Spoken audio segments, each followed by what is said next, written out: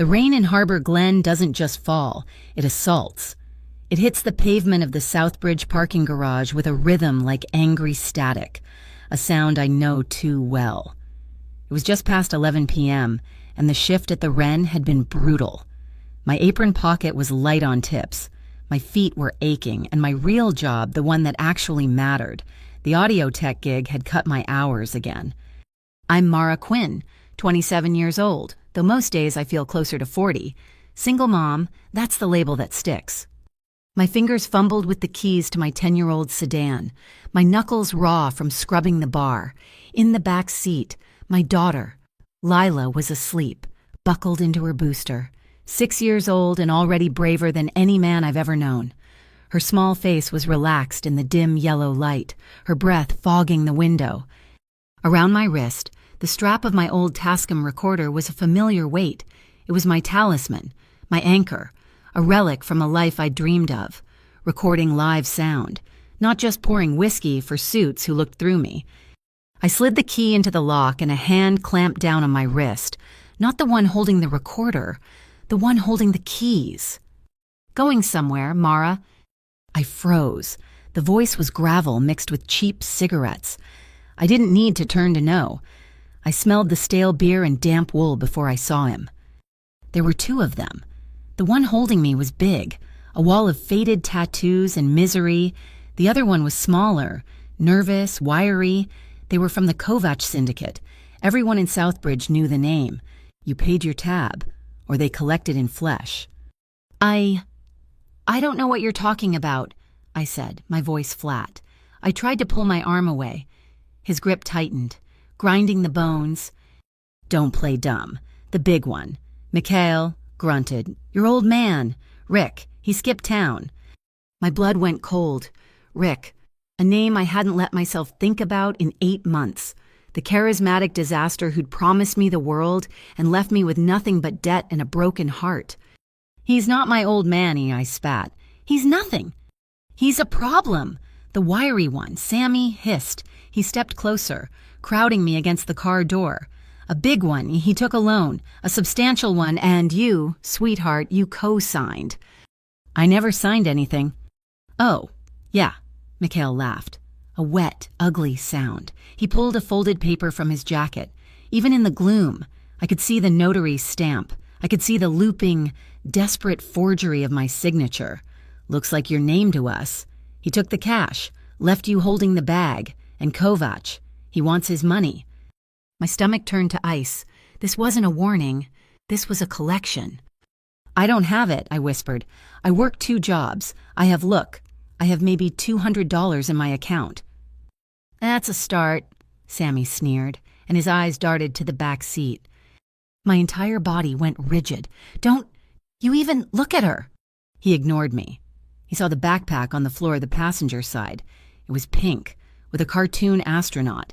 Before I could react, Sammy yanked the car door open, grabbed the bag, and stepped back. No, I shouted. The sound echoed in the concrete cavern. Please, that's... What kid's homework? Sammy started to unzip it.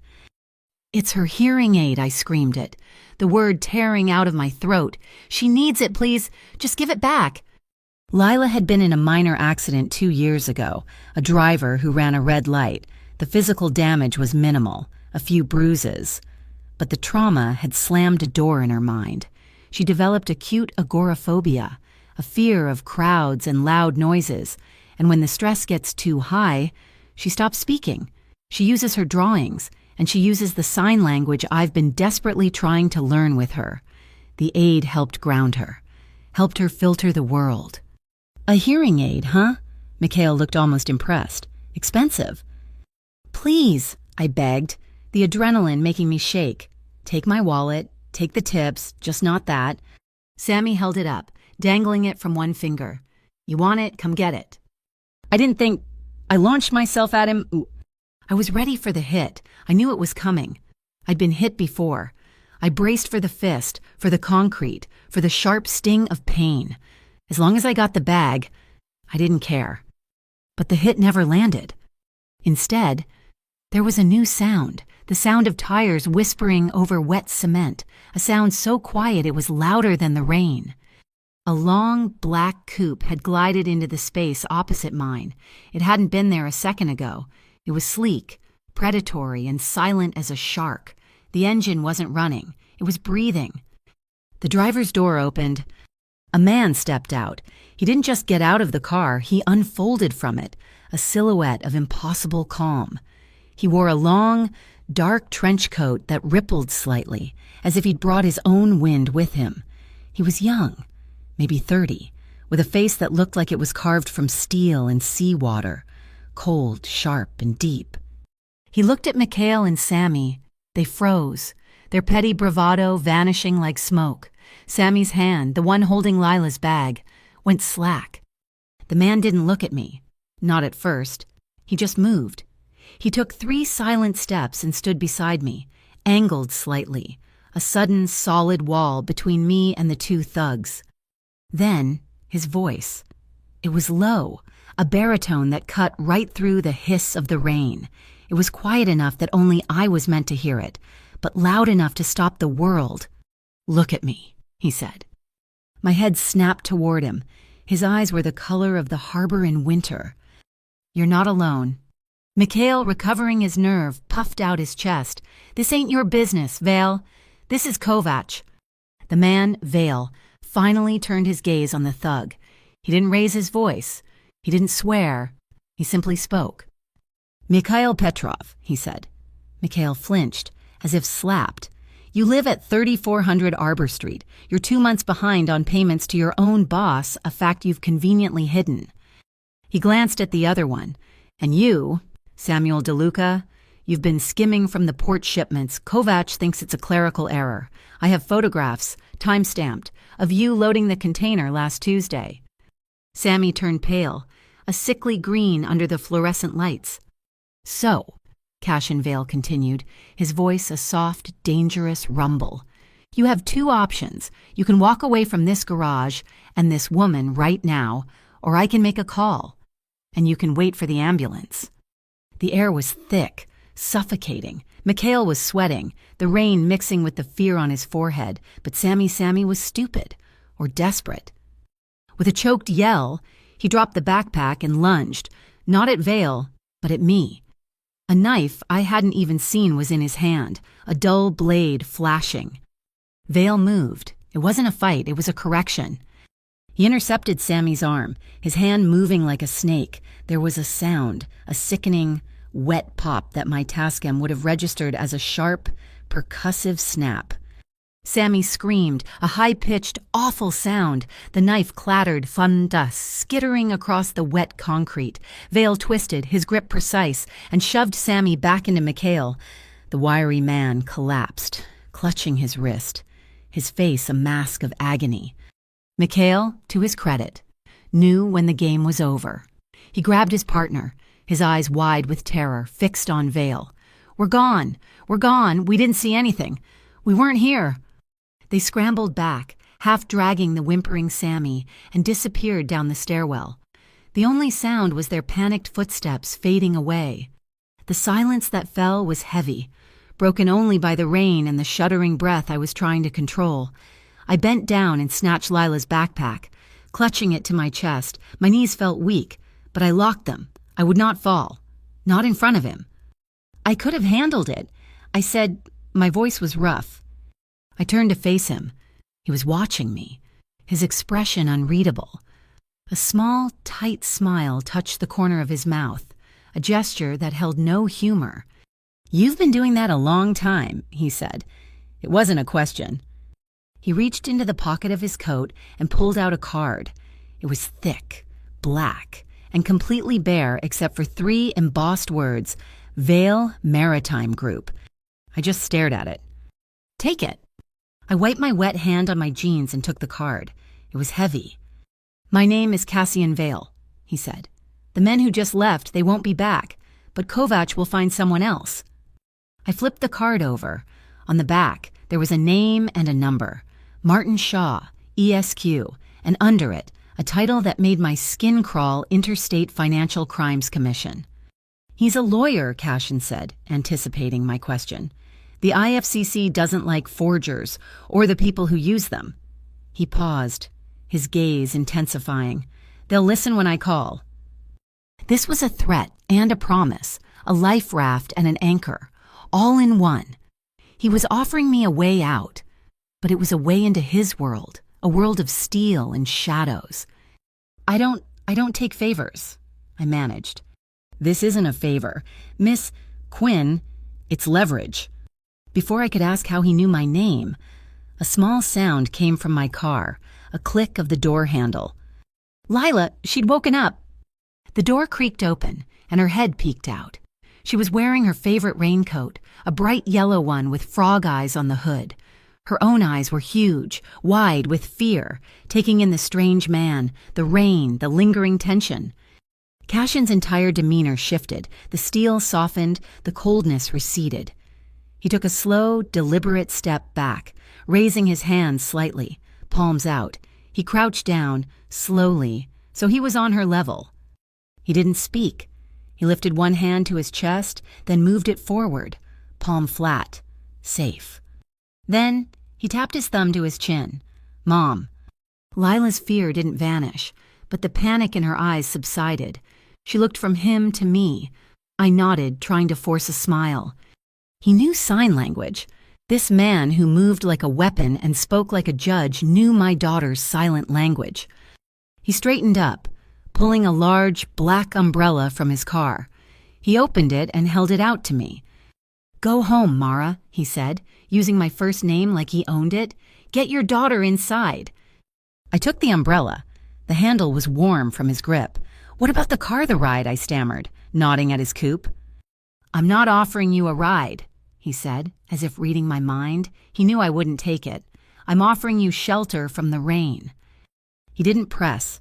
He just stood there, letting the rain soak his expensive coat, watching me unlock my door and slide inside. I buckled Lila back in, my hands shaking so hard it took 3 tries. I started the engine. As the wipers kicked on, clearing the windshield, I looked at him one last time. "Tomorrow," he said, his voice carrying easily over the engine's hum. "Come to the Glass House Hotel, noon. I have something I need to return to you." He glanced at the pink backpack on my passenger seat. He hadn't just saved it. He'd used it. I just nodded, put the car in reverse, and drove out of that garage, my heart hammering a frantic, terrified rhythm against my ribs. I didn't look back. When I got home, after locking 3 deadbolts and checking on Lila, who was already drawing a picture of a tall, dark man holding a big umbrella, my phone vibrated on the counter. It wasn't a text. It was an email. The sender was listed as Bureau of Organized Threats Bot. The message was short, and it wasn't a request. "We are aware of your connection to the missing Kovac funds. Your cooperation is not optional. Await instructions. Sleep hadn't come. Sleep was a luxury, a relic from a life before Rick, before Kovac, before the impossible calm of Cassian Vale." I'd spent the night oscillating between blind panic over the BOT email and the metallic taste of adrenaline from the garage. The morning light felt thin, gray. I made Lila oatmeal, my hands moving on autopilot. She sat at our small, chipped kitchen table, carefully feeding her stuffed bear. Pip was a threadbare, one-eyed veteran of her childhood, her constant companion. He was her anchor. My Tascam recorder was mine. "Okay, Bug," I said, forcing a brightness I didn't feel. "Time for Charter Hill." Lila looked up, her expression serious. She signed, tired, "Mama." "I know, baby. Me too." I knelt and brushed the hair from her eyes. "But it's a good day. It's Tuesday. They have art on Tuesdays." She gave me a small, unconvinced smile and zipped Pip into her backpack, the same pink backpack I had fought for just hours earlier. The drive to Charter Hill Elementary was a crawl. Every car that lingered in my rearview mirror felt like a threat. Every person walking on the sidewalk seemed to be watching. The rain had stopped, but Harbor Glen felt damp and hostile. I walked her to the gate, the brick building looming. It was a good public school, the best I could get her into, but the yard was noisy, chaotic. Lila's hand tightened in mine. Her fear of crowds was a physical thing, a weight I could feel pressing down on her. "You're okay," I murmured, shielding her from the rush of kids. "I'll be right here at 3, not a minute late. Okay." She nodded, clutching Pip's arm where it stuck out of her bag. She gave me the sign for "I love you" thumb, index, and pinky extended, and then she was gone, swallowed by the crowd. I watched until she was inside. Every instinct screamed to pull her out, to run, to hide. But where my apartment was a rental, my car was 10 years old, my bank account was a joke, I had nothing but 2 dead-end jobs and a threat from a shadow government agency, and an invitation from a man who broke wrists without flinching. Noon, the Glass House Hotel. It wasn't in Southbridge. It was downtown, a spike of cold chrome and glass that reflected the gray sky. This was where the real money lived. The lobby was silent, vast, and smelled like expensive, sterile orchids. I felt like a stray cat, my jeans damp, my knuckles chapped. A man in a suit, who looked more like a bodyguard than a concierge, approached me. "Miss Quinn." I just nodded. "Mr. Vale is waiting." He led me to a private lounge, sectioned off by dark wood partitions. Cassian Vale was sitting at a table, not looking at the view, but at a small, black tray in front of him. He wasn't wearing the trench coat. He was in a perfectly tailored dark gray suit, no tie. He looked like a CEO, a shark who owned the tank, not just swam in it. "You came," he said. "It wasn't a question. You said you had something to return to me." He nodded, gesturing to the chair opposite him. I sat, my spine rigid. I wouldn't let this place, or this man, make me feel small. "When your bag was dropped last night," he said, his voice that same low, calm instrument. "A few items were displaced. I thought you'd want them back." He slid the small, velvet-lined tray across the table. On it were 3 things: my old leather-bound notebook, the one where I kept my sound mixing notes and Lila's drawings.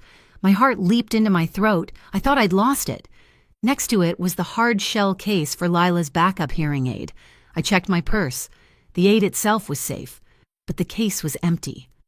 The 3rd item was a simple, black memory card, the kind a photographer would use. "I don't recognize this," I said, my voice betraying a tremor.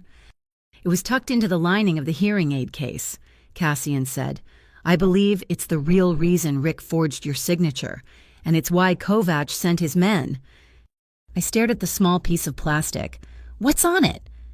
"A ledger, encrypted, but not unbreakable. The complete transaction history for a shell company called Kovac Port Brokers. It's a laundry list of every dirty dollar they've washed through the harbor for the last 2 years." He leaned forward, and the sterile air between us suddenly felt charged. "It's leverage, Mara, enough to clear your name of that fraudulent loan, enough to make Kovac disappear, but only if it lands on the right desk." I looked from the card to his eyes. They were clear, direct, and utterly cold. "And I'm supposed to believe you're the right desk." The words were out before I could stop them. They were sharp, suspicious. "You knew their names. You knew their debts. You knew my name. You're a part of that world, Mr. Vale, the same world that put a target on my back." He didn't get angry. He didn't deny it. He just held my gaze. "I am the harbor, Miss Quinn, not the storm." The cryptic, perfect line hung in the air. He wasn't the chaos. He was the structure. The water that let the sharks swim. It didn't make him safer. It made him the most dangerous thing of all. "Why me?" I whispered. "Why help?" "Kovac is sloppy," he said, as if discussing a poorly run business. "He brings heat to the waterline. He's bad for the ecosystem. You were just in his way." Before I could process that, my phone vibrated, rattling against the table. It wasn't a text. It was a video call. "Lila." My heart stopped. It wasn't 3 o'clock. It was barely 12:30. I fumbled, accepting the call. Her face filled the screen. She wasn't at her desk. She was in the nurse's office, her face pale, tears streaking her cheeks. She wasn't making a sound, just breathing hard. "Lila, baby, what's wrong? Are you hurt?" She shook her head, her little hands flying up. "Man, outside." She signed it twice, her movements jerky with panic, scared, watching. "A man who, sweetie, a teacher."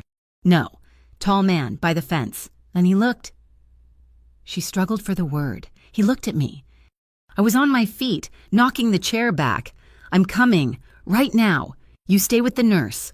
Lock the door. Do you hear me? I'm coming." I hung up, my hands shaking so badly I could barely hold the phone. "I heard," Cassian said. He was already standing, motioning to the suited man in the corner. "Tell Marcus to activate the Charter Hill surveillance route. Full priority." The man nodded and spoke quietly into his wrist. I stared at Cassian. "Surveillance route." "I have interest near the school," he said evasively. "It's time to go." As if on cue, my phone buzzed again. A new email from BOT. "Change of plans. Your lack of communication is noted. St. Bridget's Community Shelter. Exactly 1 p.m. Come alone. Bring the memory card, or we will be forced to collect your collateral." St.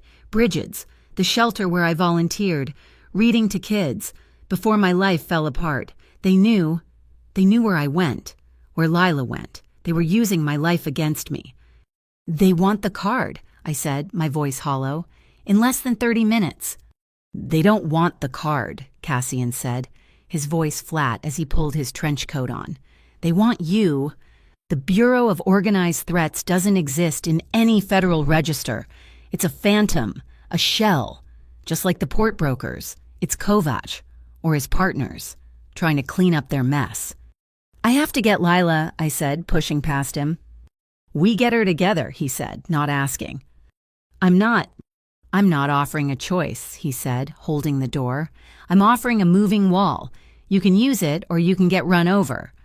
His black SUV was different from the coupe. It was a fortress. The ride to Charter Hill was a blur of terror. I clutched the memory card, which I'd shoved deep into my pocket, and the notebook. We pulled up to the school. The panic at the gate was thick. Parents were in the middle of their day, picking up kids for appointments. A normal Tuesday? And then there was me, climbing out of a $100,000 armored truck, followed by Cassian Vale. The whispers started instantly. I saw Mrs. Gable, the PTA mom, stop mid-sentence, her eyes widening. I saw 2 other mothers lean in, their hands covering their mouths. "Is that Vale Cassian Vale?" "My God, that's Mara Quinn. What is she doing with him?" "Dangerous." "I heard he owns the entire He's looking." I felt the heat of their judgment, the fear. In their world, I was now contaminated, a struggling single mom who had just allied herself with the city's biggest shadow. I swallowed my pride. It tasted like ash. I didn't care. I just wanted my daughter. I sprinted to the office. Cassian, a solid and silent presence just behind me. I signed Lila out, my signature a jagged mess. She ran into my arms, burying her face in my coat. Pip clutched in her fist. "It's okay, baby. Mama's got you." We got her buckled into the back seat of the SUV, the tinted windows making the world outside seem distant. The safety was immediate, a bubble of quiet leather and thick glass. My phone vibrated. A text. Blocked number. "St. Bridget's, 5 minutes, or your lease agreement evaporates by tonight. We know where you live. Miss Quinn, we know where she sleeps." A sob escaped my throat. "My home. They were threatening our home." "They're not giving me a choice." "No," Cassian said from the driver's seat. "They're not." He put the car in gear. As we pulled away from the curb, Lila, who had been staring intently out the back window, suddenly tapped my shoulder. I turned. "What is it, Bug?" She pointed down at the floor of the car, then pointed back toward our old sedan parked across the street.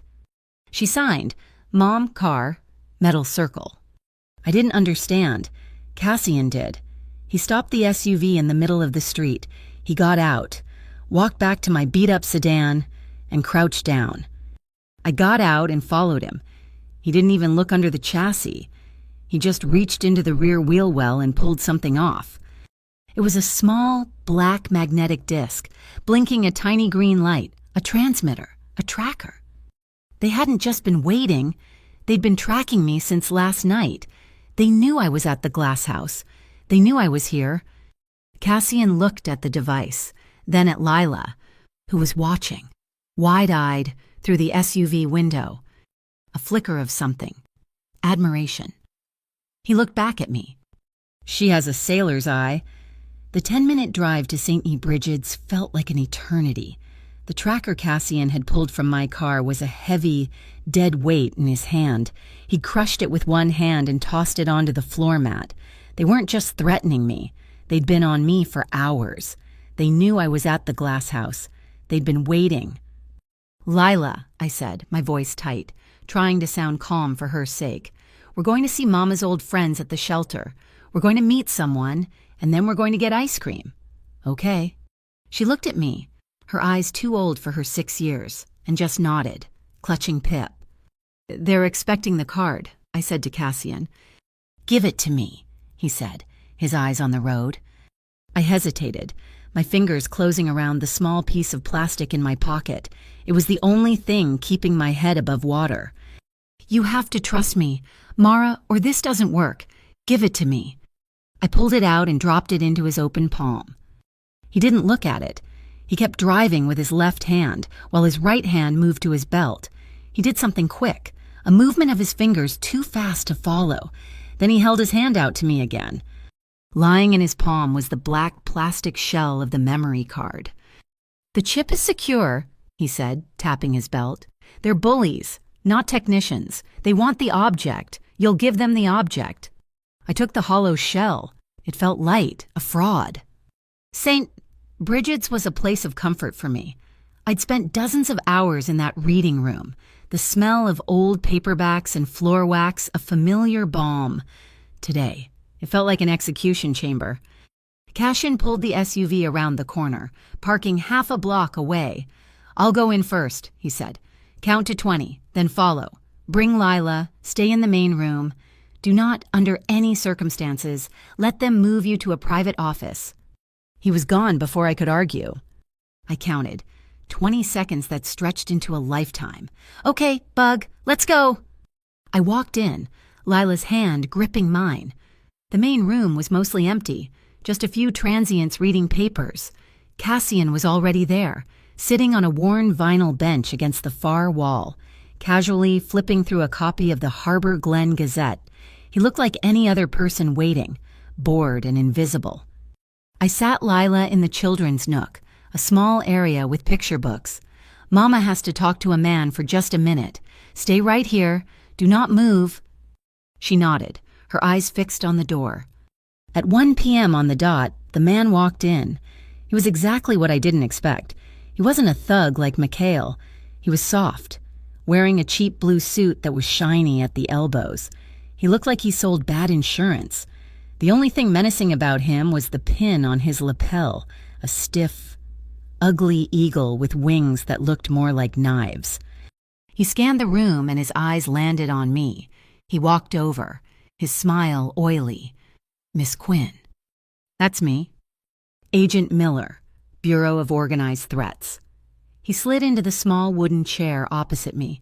"We're glad you decided to be sensible." He pushed a folded paper across the table.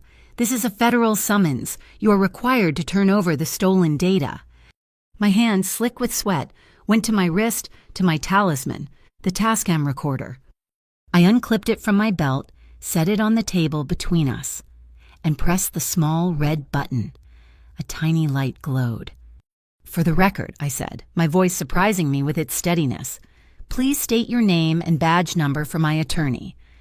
Miller's smile faltered. "This isn't a deposition, lady. Just hand it over." "I have a few questions first." I picked up the summons. The paper was cheap. "This document cites the Harbor Glen 2nd Precinct. There is no 2nd Precinct. It's the Southbridge Division. And you've misspelled the name of the supervising officer at the main barracks." I was bluffing. I had no idea if it was misspelled, but he did. He flushed, a mottled red crawling up his neck. "This is a federal, a multi-jurisdictional matter." "Which statute am I alleged to have violated?" I asked, pushing the recorder an inch closer. "Federal terms. Please. I'm sure an agent of your standing knows them." Miller was sweating. He looked like a fish gasping on a dock. "You're obstructing." From across the room, Cassian's voice cut through the air, calm and clear. He hadn't even looked up from his newspaper. He was talking into his phone. "Mr. Shaw," he said, the speakerphone projecting the call. "I'm here at St. Bridget's. As we discussed, I have an Agent Miller from the BOT.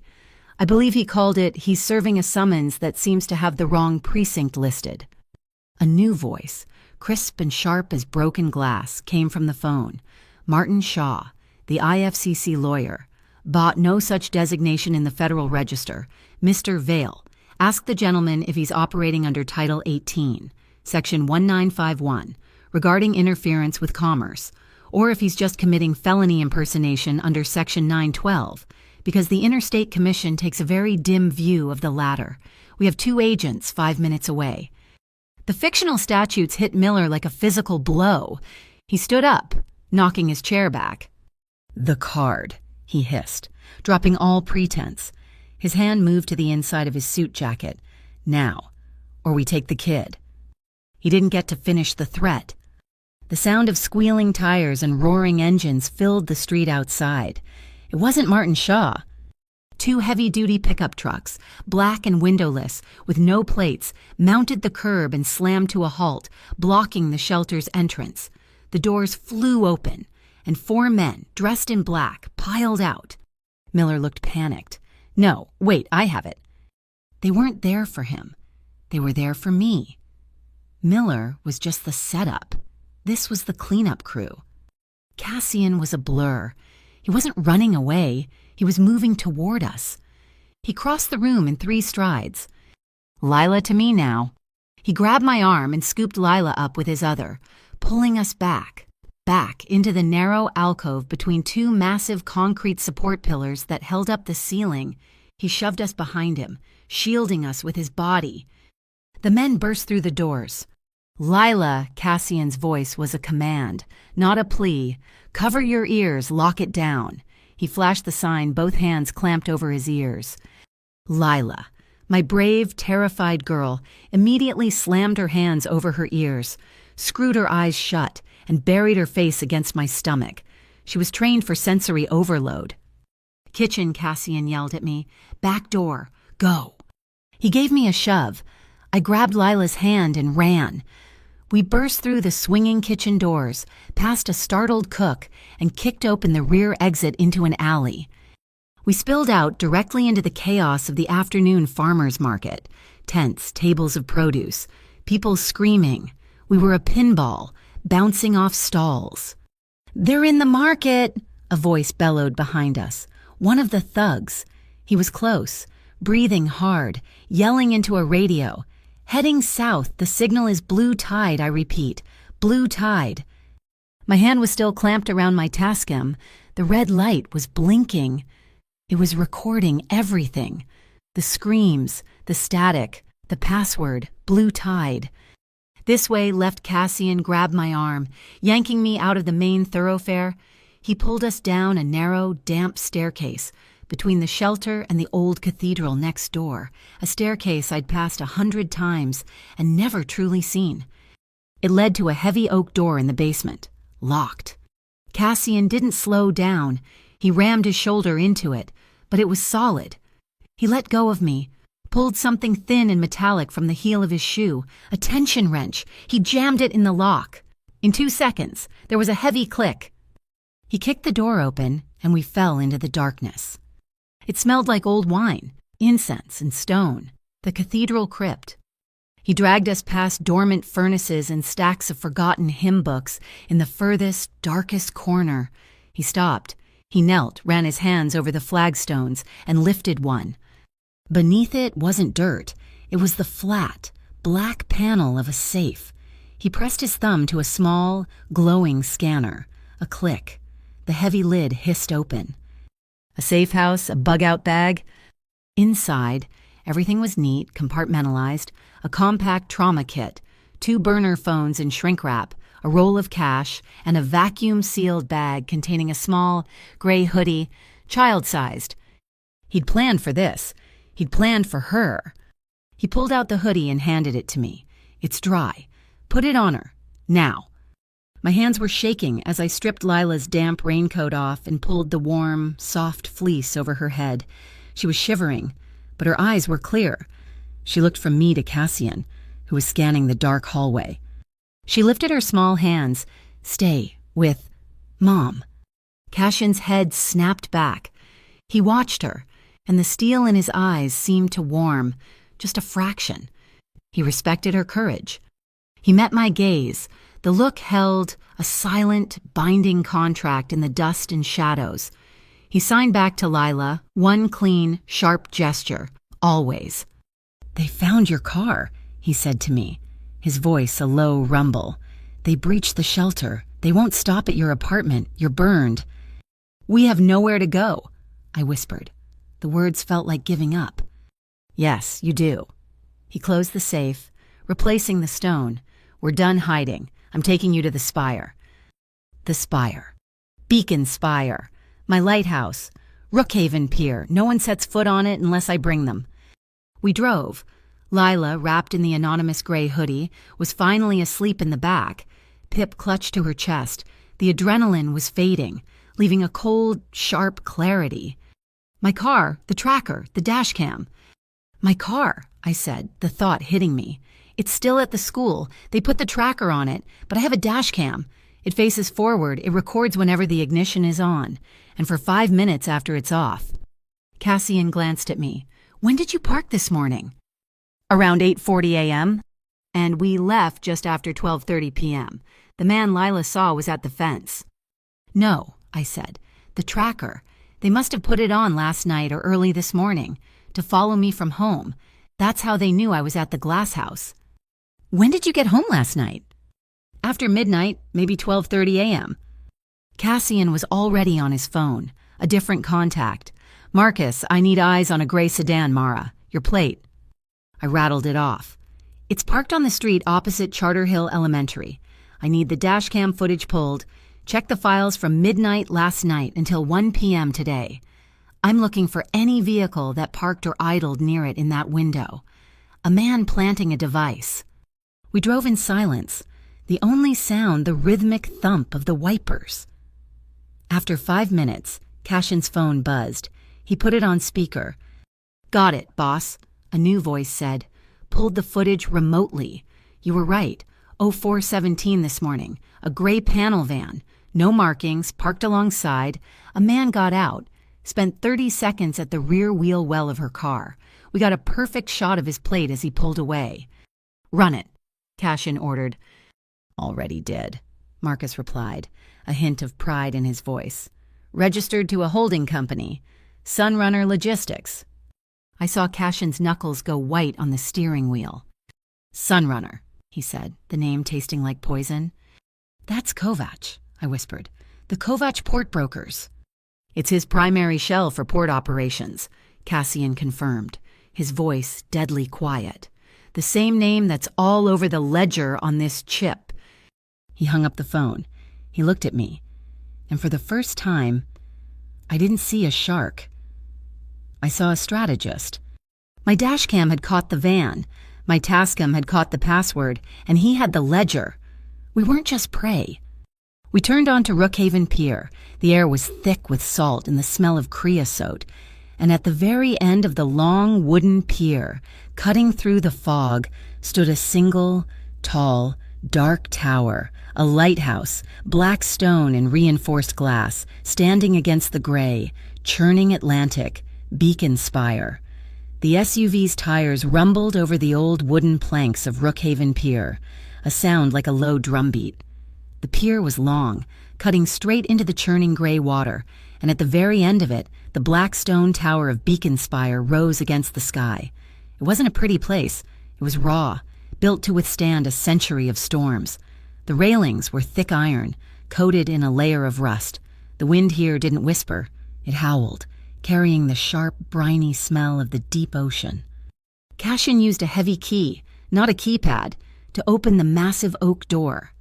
The inside wasn't the sterile luxury of the glass house hotel. This was real. The main living space was the lantern room at the top, accessed by a short, wide staircase. It was a circle of thick, floor-to-ceiling glass, offering a complete 360-degree view of the Atlantic. The floor was worn, wide plank wood. A deep, comfortable-looking leather sofa faced a massive, soot-stained fireplace. The kitchen was part of the same open room, functional, with copper pots hanging from a rack. This wasn't a showpiece. This was a refuge, an anchor. Lila, still swimming in the gray hoodie, walked straight to the glass and pressed her hands against it, mesmerized by the angry waves. "It's safe," Cassian said, his voice quiet, as he locked the heavy door behind us. "The glass is 3 inches thick. The walls are solid stone. No one comes out here unless I bring them." I expected him to make a call, to summon his men, to issue orders. Instead, he took off his suit jacket, folded it meticulously, and laid it over a chair. He went to the kitchen and rolled up the sleeves of his white shirt. My eyes snagged on his forearms. As his cuffs pulled back, I saw them, faded, silvery lines that traced a pattern just above his wrist. They weren't accidental. They were old. But they had been deliberate, sharp. He caught me looking. He didn't hide them. "Honduras," he said, his voice flat. He was opening cabinets, pulling out an onion, potatoes. "About 9 years ago, my first solo cargo run, we were boarded." Pirates. The word hung in the air. He didn't elaborate. He didn't need to. The man who had moved with such precise, devastating speed in the parking garage had been made, not born. He started to cook, with the same intense, focused energy he'd used in the crypt.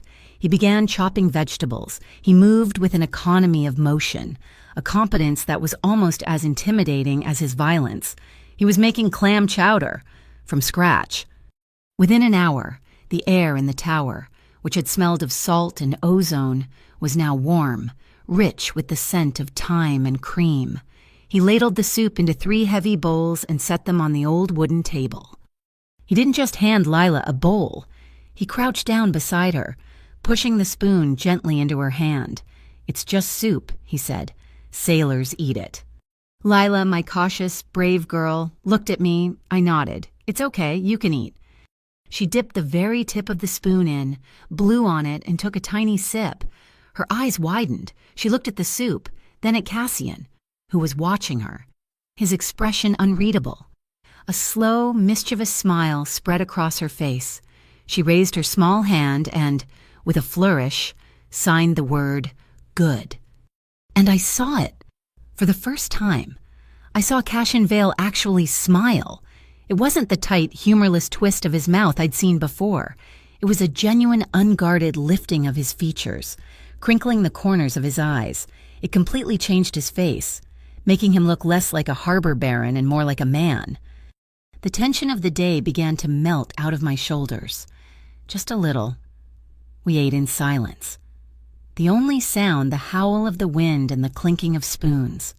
As the afternoon bled into a bruised, purple twilight, the rain began to lash against the glass.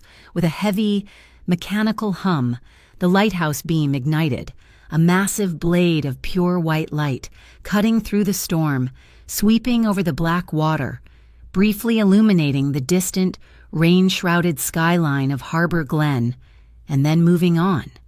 Lila was captivated, but the energy of the day, the fear, was still buzzing under her skin. She was restless. I needed to ground her, to ground us. I pulled the Tascam recorder from my pocket. It was still on. I rewound it, listening to the muffled chaos of the market, the shout, "Blue Tide." I saved the file and put the recorder on the table. "Hey, Bug," I said, pulling out the notebook and pen he had returned to me. "Let's play a game. It's called Listen, Guess the Sound." I pulled out my phone and hooked it to the small portable speaker I kept in my tech kit. "I'll play a sound from my library. Lila. You draw what you hear, and you—" I looked at Cassian. "You have to guess what she's drawing." He raised an eyebrow, a flicker of amusement in his eyes. He left his soup bowl and sat on the floor with us, his back against the sofa. I started simple. I played the clean, high-frequency sound of a single drop of water hitting a metal sink. Lila listened, her head tilted, then furiously drew a faucet with a large, exaggerated drop falling. "A leaky faucet," Cassian said immediately. "Too easy." I smiled. I played the next one. More complex, the sound of bicycle spokes spinning fast, with the sharp, metallic click-click-click of the gear ratchet. Lila drew a circle, filled with intersecting lines and a small foot on a pedal. "A bicycle wheel," he said. "You're good at this," I said, surprised. "I listen." "Okay." I searched for a hard one. I found it the low-frequency, 60-cycle hum of a large industrial power transformer. Lila paused. She drew a big metal box on a pole, with jagged lines coming off it, the sign for electricity. "A ballast transformer," he said, "the kind they use for the high-pressure sodium lamps on the pier. The hum is slightly flat." I stared at him. As an audio tech, I knew that. But he wasn't just a suit. He didn't just run the harbor. He knew it. He knew its sounds. Lila beamed, proud that he had guessed her drawing. Cassian watched her, and the smile that touched his lips this time was soft. He reached into his pocket and pulled out a keychain. It wasn't a cheap piece of plastic. It was a heavy, dark forged metal, embossed with the shape of a breaching humpback whale. He held it out to Lila. "In the old maritime language," he said, his voice low, speaking to her, not me. "Whales are guardians. They know the deep. Safe paths. They mean you're protected." Lila touched the raised metal shape, her fingers tracing the whale's form. She looked at him, a long, assessing look. Then she turned, unzipped her backpack, and took out Pip. With serious, fumbling fingers, she untied the old ribbon from the bear's arm and attached the heavy, metal whale, Pip. Her constant companion now had a guardian. The adrenaline of the day was finally crashing. I saw Lila's eyelids droop. Bedtime bug. The tower had one main bedroom downstairs, which Cassian immediately offered. I refused. "The couch is fine. It's better. We're closer to the fire." And I didn't say closer to the only door. He understood. He didn't argue. He just went to a large old sea chest and pulled out thick wool blankets and heavy pillows. "I can get that," I said, moving to help. We both reached for the same stack of pillows. The space between us, which I had carefully maintained, evaporated. I was suddenly, acutely aware of him. I could feel the heat radiating from his chest. I could smell the faint, clean scent of his soap, buried under the salt and the rain. His fingers, calloused and strong, brushed the back of my hand as we both gripped the pillowcase. It was a static shock, a jolt that went straight from my hand to my chest, making my breath catch in my throat. I looked up. His eyes were on me, dark and intense. The sound of the wind, the sweeping light, the sleeping child, it all faded. There was just the 5 inches of air between us, the heat, and the sudden, suffocating tension. I pulled my hand back as if burned, clutching the pillows to my chest. "Thank you." I turned away, my heart hammering a new, unsteady rhythm. I began to make a small bed for Lila on the sofa, my hands shaking. "I hate this," I whispered, the words escaping before I could stop them. They were bitter. He was standing behind me, unfolding a heavy blanket. "Hate what?" "This," I said, turning to face him. "This feeling, being rescued, being a victim. I've spent 6 years, since Lila was born, since the accident, making sure I am never the woman who needs a man to swoop in and fix her life. I work 2 jobs. I am fine. And now I'm hiding in a rich man's lighthouse while a whole syndicate is threatening my daughter." He was quiet for a long time, his expression unreadable. He just watched me, letting my anger fill the space. "Saving to walk away is different from saving to stand beside," he said finally, his voice a low rumble. I frowned. "What?" "In the garage, with Mikhail and Sammy, that was just removing an obstacle," he said. "What happened today? At the school? At the shelter that was a choice?" I didn't come for you because you're helpless, Mara. I came because you were already fighting. You were just outnumbered. He took a step, not close enough to touch, but close enough to fill my vision. That line I gave you, you're not alone. It wasn't a platitude, it was a contract. My word, and I don't give it lightly. He paused, his gaze unwavering. It's still valid. If you want me to leave, I will. I will have my driver take you and Lila anywhere. A new state, a new name. The ledger chip is yours to do with as you please. You just have to say the word. He was offering me an exit, a clean break. The Mara from 2 days ago, the one who worked at the Wren and lived in terror of the first of the month, would have taken it. But I looked at Lila, sleeping soundly for the first time in days.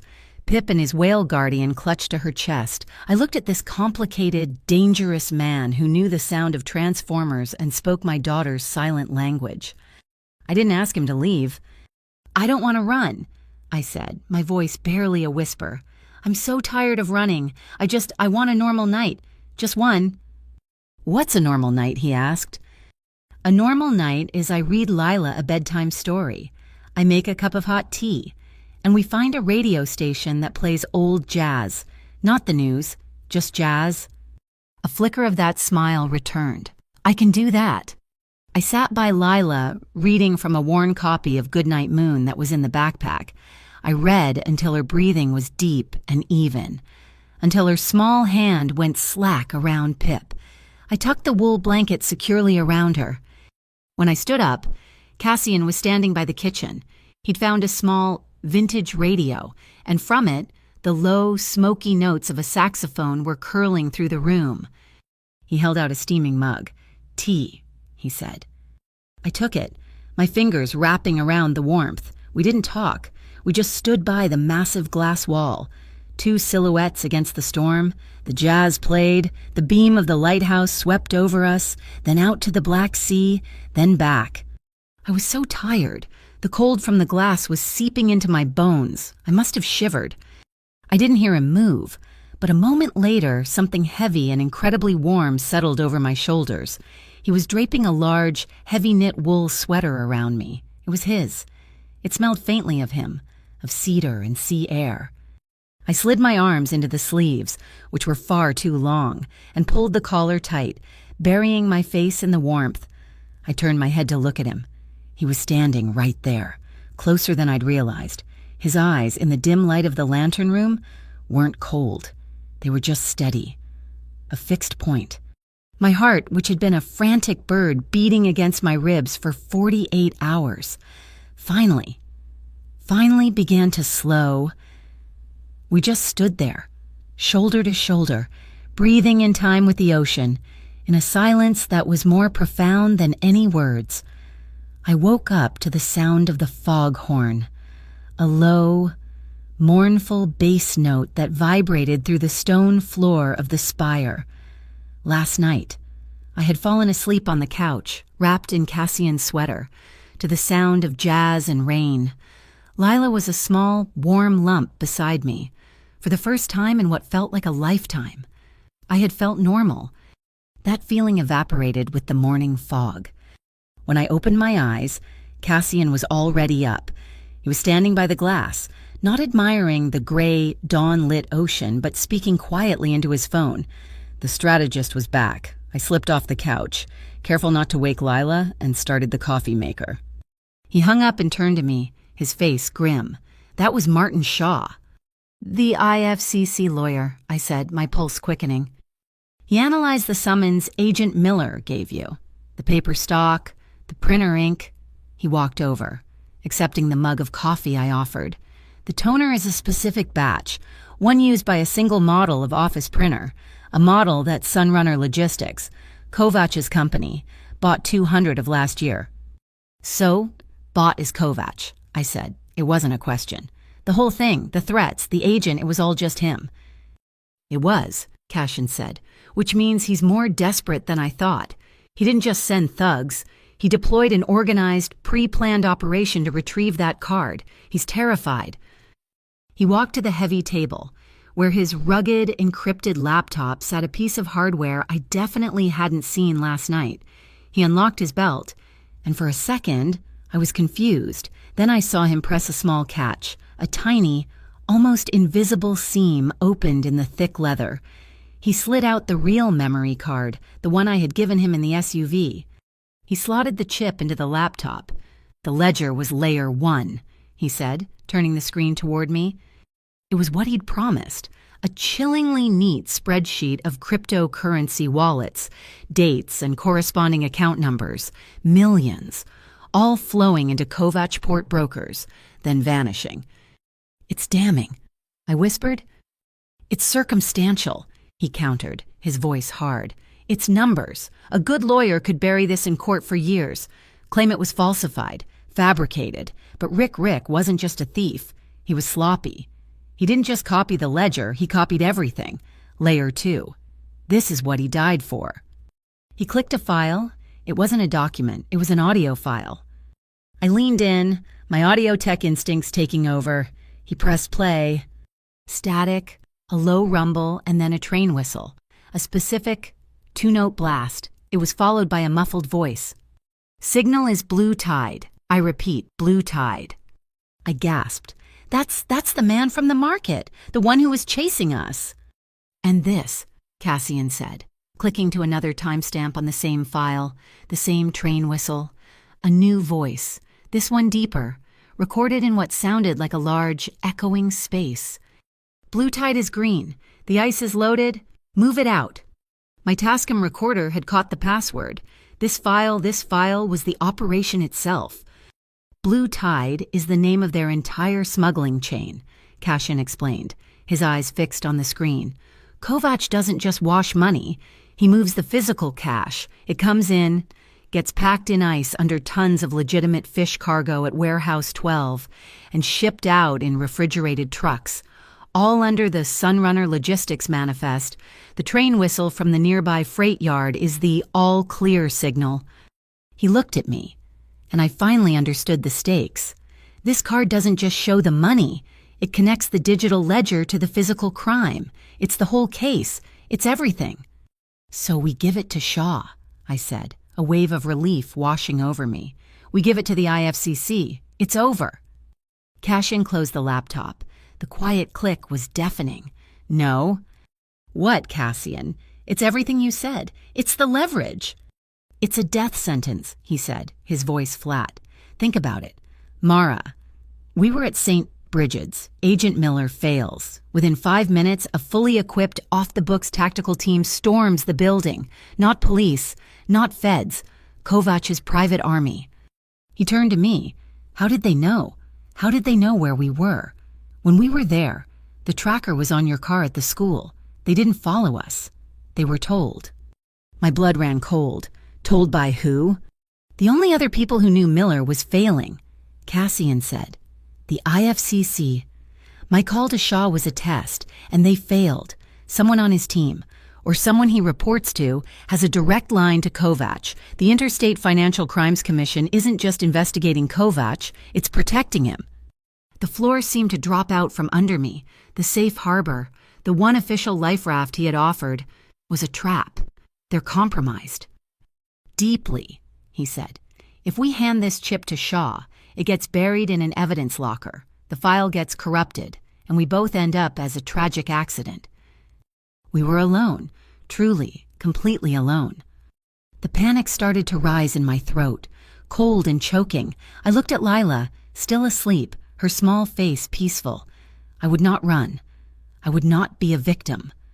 I looked at the audio file on the screen. I thought about my Tascam, my skill. "Then we don't use the official channels," I said. Cassian looked at me, a flicker of curiosity in his cold eyes. "What are you proposing?" "We leak it, not to the 6 o'clock news. They're too slow. We go independent. I used to intern for an investigative podcast, Rust and Harbor. It's run by one woman, Sarah Jenkins. She's a bulldog. She operates on a shoestring, hates corporate corruption, and she would rather go to jail than give up a source. I used to mix her audio. She trusts me." I was pacing now, the energy returning. "We don't give her the whole chip. We give her the Blue Tide audio, the dashcam footage of the Sunrunner van, and just enough of the ledger to prove the link. She can't be compromised by the IFCC because she isn't in the IFCC. She'll break the story. The public will scream, and the real feds, the ones above the leak, will be forced to act. We'll be whistleblowers. Cassian was quiet for a long moment, processing the strategy. He nodded, slowly. It's a good move. It's clean. But it's not enough. Why? Because, he said, ledgers are just numbers. Audio can be faked. Kovac will issue a press release. Call it a smear campaign by a disgruntled former associate, Rick. He'll say you're a jilted lover trying to get back at him, to make it undeniable, to make it stick. Sarah Jenkins needs video. Video. Of Blue Tide in progress, of the money being packed in the ice, of the trucks being loaded at Warehouse 12. And you know when that's happening? I said. Tomorrow night, he said. They run the cash every Wednesday. I'm going to set a trap. I'm going to get her that video. How? I asked. You can't just walk in there. That's Kovac's fortress. I have men who... No, I cut him off. Your men look like your men. They look tactical. They look like you. They'll never get past the front desk. He stared at me, waiting. I can, I said. The words were out before I could stop them. I know someone who works there. Leo Martinez. He's a junior warehouse assistant. I knew him from a community college audio course. He's always complaining about the awful acoustics and the bad PA system. I can call him. I can tell him I'm scouting a new corporate event, a Sounds of the Harbor industrial recording, something artsy. Oh, he's dumb enough to believe it. He'll let me in. I can plant the mics. I can plant the micro cameras. I'll be in and out. The warmth from last night, the man who had smiled at Lila, vanished. The cold, steel-eyed owner of the harbor was back. Absolutely not. You said you need video, I shot back, my voice rising. This is the only way to get it without starting a war. I will not, he said, his voice dropping to a dangerous, quiet level, allow you to walk into the center of their operation. And Lila, he demanded, his gaze pinning me, you'll leave her. You'll risk orphaning your daughter for this. It was a low blow. It was meant to be. He was using my love for her as a shield. She stays here, I said, my voice shaking, but I would not back down. With you, or with one of your people. A nanny, a bodyguard, someone, this spire, it's the safest place in the world. She will be safer here, separated from me for 2 hours, than she ever was in our apartment with me. You know I'm right. He was angry. I could see the muscle flexing in his jaw. He was torn between the strategist and the protector. You're asking me to stand by, he growled, while you walk into the fire. I stepped toward him, closing the distance. I did the only thing I could. I put my hand flat on his chest. I felt his heart, a strong, steady, slow thump under my palm. It wasn't frantic, like mine. It was controlled. No, I said, looking him straight in the eye. I'm asking you to trust me, the same way I'm learning to trust you. I am not just a victim, Cassian. I'm not just a mother to be hidden. I am an audio technician. This is the one thing I'm good at. You have your harbor. I have my sound. Let me use it. We do this. Or we run for the rest of our lives. I am done running. He looked down at my hand on his chest, then back to my face. He covered my hand with his. His skin was warm, his grip firm. He was deciding. The silence stretched, filled only by the distant cry of a gull. He nodded. Once, a sharp, final gesture. Elena will be here in 1 hour. She's my best. She will not leave Lila's side. The relief and the terror hit me at once. We had a plan. We had to tell Lila. When Elena arrived, a tall, severe-looking woman with kind eyes who spoke fluent sign language, we sat Lila down. Mama has to go to work, I signed, my hands trembling slightly. A special sound job. You're going to stay here, at the lighthouse. With Elena, it's the safest place. Lila's face crumpled. She looked at me, then at Cassian, her eyes wide with fear. Cassian knelt in front of her. "This is a new game," he said, signing and speaking with deliberate calm. "A special code, just for us, me, you, and your mom." He held up his hands, his face serious. "This is hide." He brought his hands over his head. "This is call." He put his hand to his ear. "And this is wait." He held his palms out.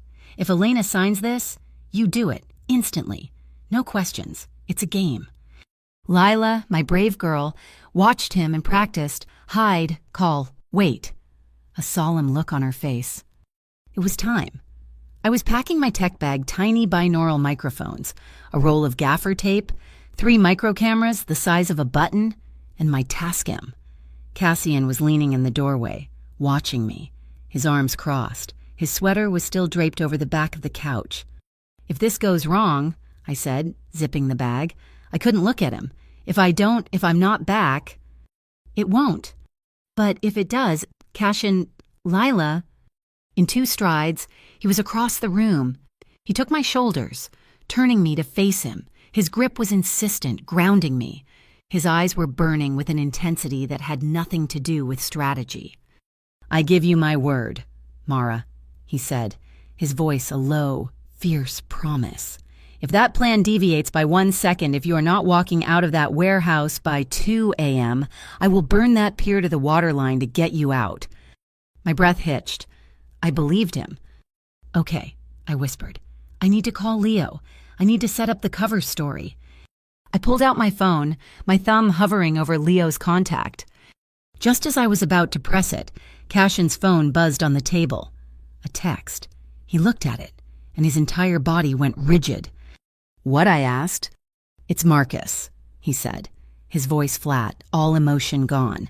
"He's been monitoring Kovach's internal comms." He read the text aloud. "Boss, we have a problem. Kovach found a mole. Internal chatter is hot. They're moving now. They're grabbing someone from Warehouse 12. My heart stopped. "Who?" Cassian looked up from the phone, his eyes locking on mine. "An assistant. They're pulling him out of his house as we speak. His name is Leo Martinez." I dropped my phone. It clattered, loud, on the stone floor. My way in, my cover, my one contact. Kovach had him. He knew. He was cleaning house. "He's not just cleaning house," Cassian said, his voice a razor. "He's panicking. They're moving the timeline up." He looked at the clock on the wall. "Blue tide isn't tomorrow. It's tonight." Leo was gone. The plan was dead. The next 4 hours were a blur of cold terror and motion. There was no time to think, no time to grieve the fact that my only contact was gone, probably facing the worst. Cassian didn't pause. He didn't reconsider. He just moved. He made 3 calls. He spoke in a code I didn't understand. "Marcus, Scenario 4. Execute. Now." And just like that, we were in a dark van, leaving the spire, leaving a stoic, armed Elena and a sleeping Lila. Now, I'm standing in the shadows of Warehouse 12, and Harbor Glen is a smear of sickly, sodium orange light. The air smells of low tide, diesel, and rust. This isn't the plan I'd agreed to. This isn't me as an audio tech scouting a location. This is me as an intruder. The tech is better than mine. Cassian's team had prepped me in the van. The in-ear receiver is a sliver of plastic, nearly invisible. The microphone is a tiny black dot, disguised as the head of a pin in a simple clip in my hair. The 3 micro cameras, the ones I was supposed to plant, were already in place. Marcus, or someone just as fast, had gotten in and out while we were at the spire. My job was no longer to plant. It was just to listen. To be the central recording hub. My Tascam was strapped to my back, under a borrowed work jacket. Cassian was high up, a shadow on a stack of shipping containers 200 yards away, overlooking the entire loading bay. The in-ear crackled, static, then his voice low and calm. "Whale to Quinn, sound check." My throat was dry. "Quinn here," I whispered, my voice sounding shaky to my own ears. I read you. 5 by 5. "Breathe, Mara," his voice commanded, a thread of warmth in the cold. "You're an inspector. You're annoyed. You're supposed to be here. Walk the perimeter. Get closer to Bay 3. I moved. My boots felt like lead, but I did it. The warehouse was a cavern of noise, the hum of generators, the clang of metal, the rumble of forklifts. It was a good cover.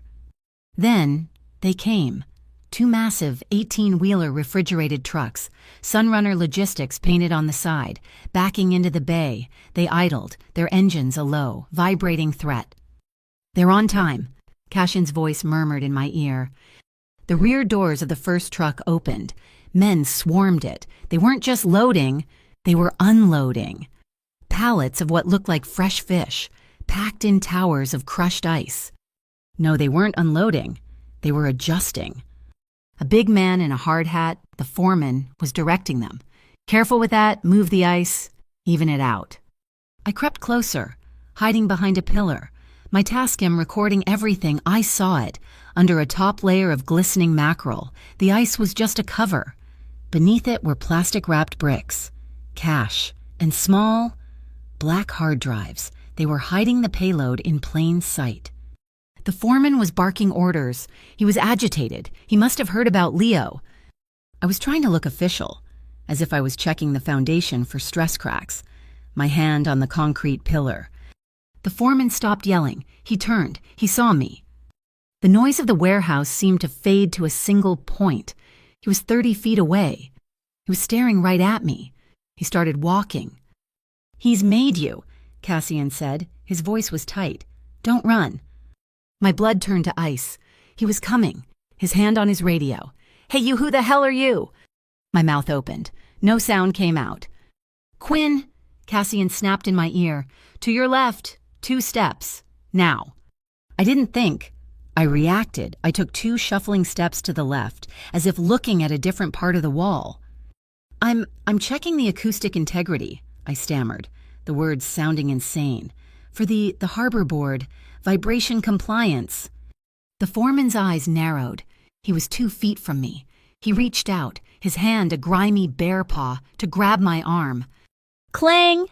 The world vanished. A percussive, deafening noise, and every light in the warehouse went out. Total, suffocating blackness. The generators died. The shouting started instantly. What was that powers cut? "Quinn, hide!" Cashin's voice was a roar in my ear. "Get into the pallets, now! They're not alone!" I dropped, scrambling on my hands and knees. I could hear men running. A new light cut through the black. Not a flashlight, a thin, precise, red beam. A laser sight. It swept across the bay, painting a red line on the ice, the trucks, the men. Kovac didn't just have thugs. He had shooters. I dove, squeezing my body into a narrow, dark space between 2 massive wooden pallets. The rough wood snagged my jacket. My breath was a ragged tear in my chest. I heard heavy boots, not the work boots of the dock crew. These were quiet, tactical footfalls. They were hunting. Then, a sound from above, a soft thud, almost silent. "What was," someone started to say. A whoosh. A dark shape had dropped from the rafters. Silent as a hawk. It was Cassian. He hadn't stayed on the container. He was in the chaos. My phone vibrated in my pocket. The buzz felt like an earthquake in my tiny hiding spot. I fumbled for it, terrified the light would give me away. I pulled it out, shielding the screen with my body. The small, bright rectangle illuminated my shaking hands. It was a picture message from Elena. It was Lila. She was asleep in the wide bed at the spire, wrapped in the wool blankets. Pip was clutched under her chin, and the little metal whale keychain Cassian had given her was gleaming in the dim light. Below the photo, one line of text: "Safe harbor. We are waiting." A wave of not courage, but cold, hard resolve washed over me. I would not die here. I would not leave her. I took one, deep, steadying breath, and gripped my recorder. I was done hiding. A shing of metal pierced the darkness, a grunt, a heavy thud. I risked a look, peeking through a crack in the pallets. In the faint red glow of the emergency exit signs, I saw him, Cassian. He was fighting, not a dock worker. This man was dressed in black, moving with a fast, fluid, terrifying grace. He had a long, curved knife. Cassian was armed only with a steel pry bar he must have snatched from the wall. The man lunged. Cassian didn't block. He deflected, the knife scraping sparks off the pry bar. It was a dance, brutal and fast. The man was a professional, a foreign bodyguard, just as the outline had hinted. He slashed, aiming for Cassian's throat. Cassian ducked under the swing, brought the pry bar up, and slammed it into the man's elbow. I heard the pop, just like Sammy's wrist in the garage. The man screamed, the knife clattering. Cassian didn't stop. He reversed his grip and drove the blunt end of the bar forward, a single, devastating strike. The man went down and didn't move.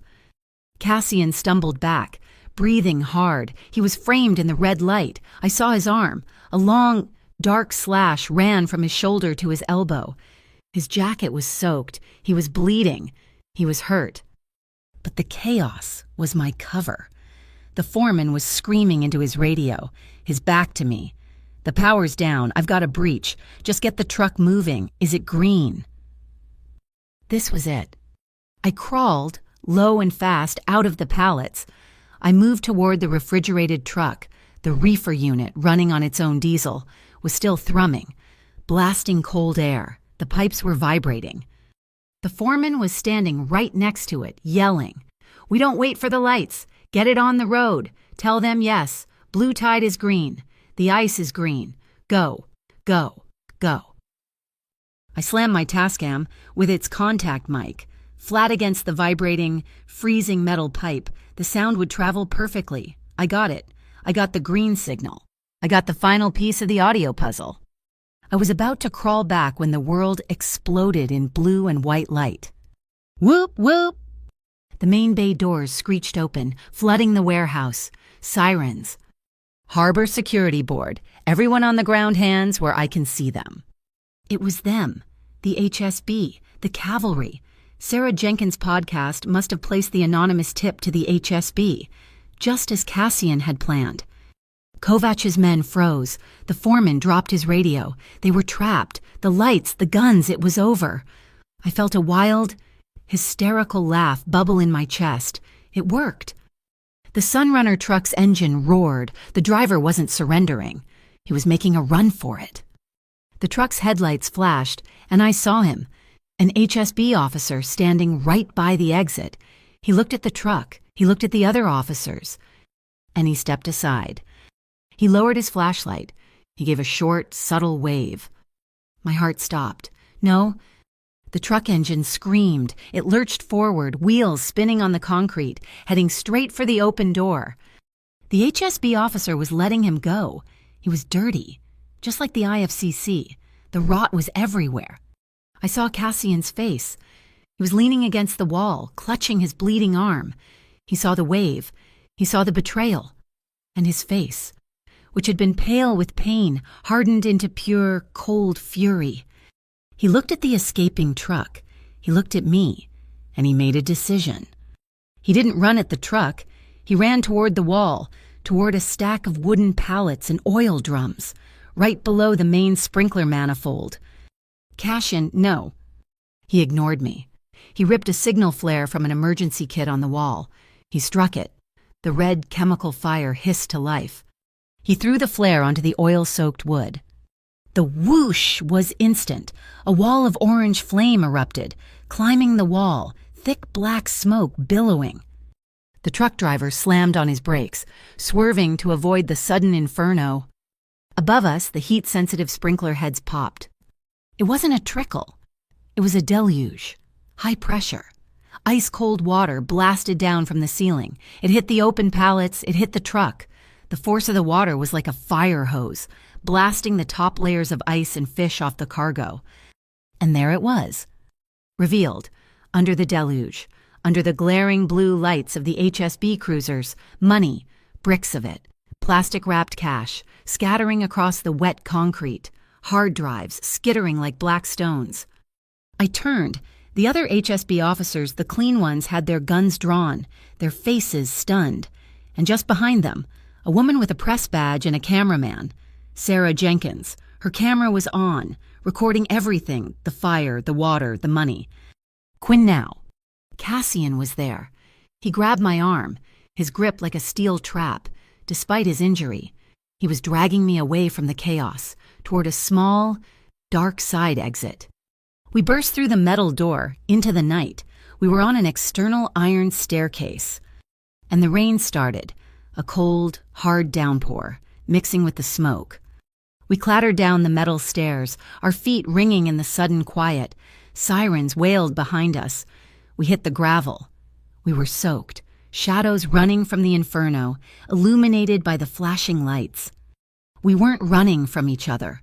We weren't running from a threat. We were just running, together, toward the dark van, toward the spire, toward the daughter who was waiting for us in a safe harbor. The van ride back to the spire was silent, a vacuum of noise. The only sounds were the tires hissing on the wet highway, the rhythmic thump-thump-thump of the windshield wipers, and Cassian's breathing. It was too controlled. He was sitting in the passenger seat while I drove, his injured arm held tight against his chest, his head leaned back against the seat. The adrenaline was gone, leaving a cold, sharp void. When we pulled onto the pier, Elena had the door open before we even stopped. The warm, yellow light from the lantern room spilled out onto the wet wood. It looked like the only safe place on Earth. Elena's eyes, calm and professional, immediately locked on Cassian's arm. The black fabric of his jacket was matted and dark. "Sir," "Lila," he cut her off, his voice a low growl of pain. "Asleep. Safe. Never woke," Elena said, her hands already moving toward the large first aid kit on the kitchen counter. "Good," Cassian said. "Go, stay with her." Elena looked at me, a silent question. I nodded. She disappeared down the stairs to the bedroom. He shrugged off the ruined jacket, his face a mask of stone. The gash in his arm was long and deep, bleeding sluggishly. He'd taken the worst of the knife slash. He turned on the kitchen faucet, the water hissing, and prepared to wash the wound. The sight of it, the blood, the raw flesh, it broke the dam. The adrenaline that had held me together in the warehouse, that had driven us back, finally crashed. I didn't just shake. I vibrated. My teeth chattered. A sound, half sob, half laugh, tore out of my throat. It was the sound of the last 48 hours of terror. "I thought," I started, my voice unrecognizable. "When the lights went out, when he came at you with the knife, I thought I lost you." I was crying, not pretty tears, ugly, gasping sobs, the kind that come when you've held your breath for 2 days and can finally exhale. Cassian froze, his good hand, which had been reaching for a sterile cloth, stopped midair. He turned, slowly, his face pale under the kitchen lights. He looked at me, and the strategist, the harbor baron, the killer, he was gone. In his place was just a man, bleeding, looking at me as if I were the one thing he couldn't calculate. He didn't move. He didn't come to me. He waited. He was ceding control. I crossed the small space between us. I didn't know what I was doing. I just knew I had to. My hand, still trembling, came up. I didn't touch his wound. I touched his face. I laid my palm flat against his jaw. His skin was cold from the rain, rough with stubble. I felt the strong, steady pulse of the artery there, a thrum of life under my hand. It was an anchor. His eyes closed, just for a second, a flicker of surrender. "Mara," he whispered, his voice rough. That was all the invitation I needed. I rose on my toes, and I kissed him. It was slow. It was warm. It wasn't the frantic, desperate kiss I'd imagined in my darkest fantasies.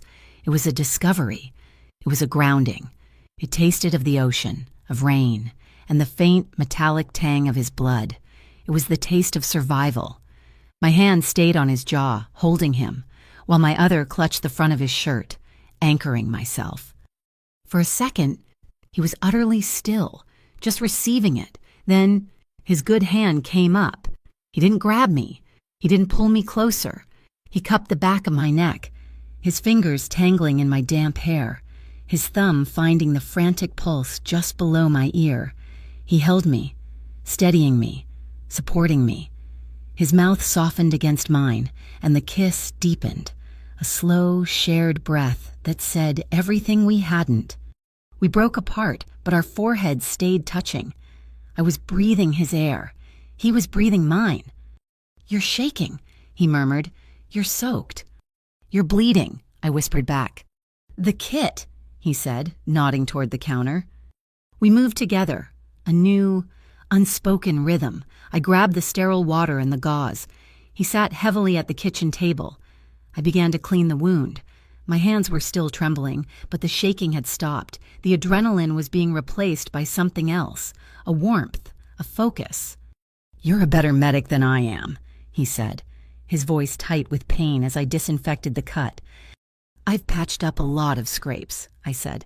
"Lila plays hard." I finished bandaging the arm. It was a thick, white wrapping, stark against his skin. We were a mess, soaked, covered in grime from the warehouse, smelling of smoke and rain. "We need dry clothes," he said, his voice quiet. He nodded to the old sea chest by the fireplace, the one he'd pulled the blankets from, inside. I found what I'd found before. Simple, anonymous, soft clothes, a pair of gray sweatpants, a dark, worn t-shirt. I found a similar set for him. We changed, not in front of each other, but with a quiet, mutual understanding. The armor of the night, the work jackets, the damp jeans, the boots was gone. When I came back out, wrapped in the soft fleece, he was already on the long sofa by the circular window, his back to the glass. The storm was still raging. The fire in the hearth was low, casting flickering orange shadows. The beam of the lighthouse swept past, a blade of white, then darkness, then white again. I didn't sit at the other end. I sat near him. The sofa was deep. I curled my legs up, pulling the heavy wool blanket over us both. The tension was gone, replaced by a heavy, warm exhaustion. We were quiet for a long time. The only sounds were the fire, the wind, and the low, distant groan of the foghorn. He was lying back, his eyes closed, the bandage a stark white in the gloom. I just watched him. "The salty threshold," he whispered. I frowned. "What?" His eyes opened, finding mine in the dark. "Your lips," he said, his voice a low rumble. "When you kissed me, they tasted like the ocean, like the salty threshold of the harbor." My breath caught. "And your hair," he continued, his good hand coming up, his fingers lightly, barely, touching the damp strands by my temple. The smell of it. After the rain and the smoke, it smells like the air after a lightning strike. Clean, dangerous. I leaned into his touch, a small, involuntary movement. My heart, which I'd thought had finally slowed, was hammering again, but in a different way, a low, heavy bass rhythm. I took his hand, the one that had held the pry bar, the one that knew my daughter's signs. I guided it, leading it to my back, over the soft fabric of the t-shirt. I just needed the pressure, the solid, grounding weight of him. "You're safe," I whispered, turning his own words, his own contract, back on him. His fingers traced the curve of my spine, a simple, respectful touch that sent a shiver through my entire body. It wasn't a grab, it wasn't a demand, it was a question. I answered by leaning back, settling against his side, my head finding the curve of his shoulder. His good arm came around me, pulling the blanket tighter. His lips brushed my temple, a touch so light it was barely there. I held my breath. The intimacy of it, the simple, quiet rightness of it was overwhelming. He felt the tension in me. He felt me stop breathing. He paused, his hand stilling on my back. He pulled back just an inch, just enough to look at my face. His eyes were dark, shadowed, asking if he'd crossed a line. A shaky laugh escaped me. I shook my head, a small, tiny movement. "Keep going," I whispered, but slow." A ghost of that smile, the real one, touched his mouth. "Slow," he agreed. The lighthouse beam swept the room, illuminating his face. He leaned in again, and this time, his lips found the sensitive skin just below my ear, tracing the line of my jaw. My hand came up, gripping the front of his shirt. Every pass of the light was a snapshot. The beam hit the glass, refracting, painting us in fleeting rainbows. His hand on my back, my fingers clenched in his shirt. The beam swept on, his mouth, warm and gentle, on my neck, my back arching, just slightly, under the soft fabric. The beam swept on, our breaths, mingling, a quiet gasp, the sound of my name, his voice a rough whisper, the sound of the ocean, the sound of the rain, the sound of my heart. It all became one single, overwhelming note. Later. I don't know how much later. The storm had quieted. The fire was just embers. We were lying, tangled in the blanket, my head on his chest. I could hear his heartbeat, slow and steady, a counter rhythm to the sea. His uninjured arm was a heavy, warm weight across my waist. "My father," he said, his voice a low rumble in my ear. "He taught me to row before I could walk. He said the ocean never lies. It will either carry you or it will end you. There's no in between." I was quiet, listening. He was giving me a piece of himself. The boy from Honduras, the one who learned to fight. "Lila," I whispered, offering a piece of my own. Her first concert, it was in the park, a free string quartet. She was 3, just after the accident. She couldn't hear the high notes, but the cello. I smiled into the darkness. She walked right up to it. She put her little hand flat on the wood. She felt the vibration. She just stood there, mesmerized. She looked back at me, and she signed Big Music. It was the first time I realized she wasn't broken. She just heard the world in a different way. That's why I keep the Tascam, to try and capture the world she can feel. He was silent for a long time. His hand, which had been resting on my waist, moved, his fingers gently tracing my shoulder. He understood. He was the water. I was the sound. He shifted, pulling me closer, his lips brushing my hair. "My harbor," he whispered. The words sank into my skin. It wasn't a rescue. It was a destination, a safe port in a storm I had been navigating alone for so long. I closed my eyes. I felt the steady rise and fall of his chest. The lighthouse beam swept past, illuminating the room, then leaving us in the warm, safe dark. "Tomorrow," I whispered back, the words coming from a place I didn't even know existed. "Tomorrow, just call me what you want." I woke up to the sound of gulls and the feeling of warmth. I was still on the couch, tangled in the heavy wool blanket, my head on Cassian's chest. His good arm was still draped over me, a solid, protective weight. The storm had passed, leaving the spire in a pocket of profound silence. I remembered the kiss. I remembered his whisper. My harbor. I remembered my own answer. "Tomorrow, just call me what you want." I felt for the first time in my 27 years, completely safe. The feeling lasted for about 15 seconds. Cassian was already awake. I felt his chest rumble as he spoke, his voice low, not to me, but to his phone. "She's live." I sat up, pulling the blanket around me. The sun was just breaking over the gray water, painting the room in pale gold. Cassian was already dressed, his injured arm in a sleek black sling. On his laptop, a web page was open. The Ruston Harbor podcast, Sarah Jenkins' face, grim and determined, stared out from the thumbnail. The episode, posted at 6 a.m., was titled "Blue Tide the Harbor Glen Laundry." He pressed play.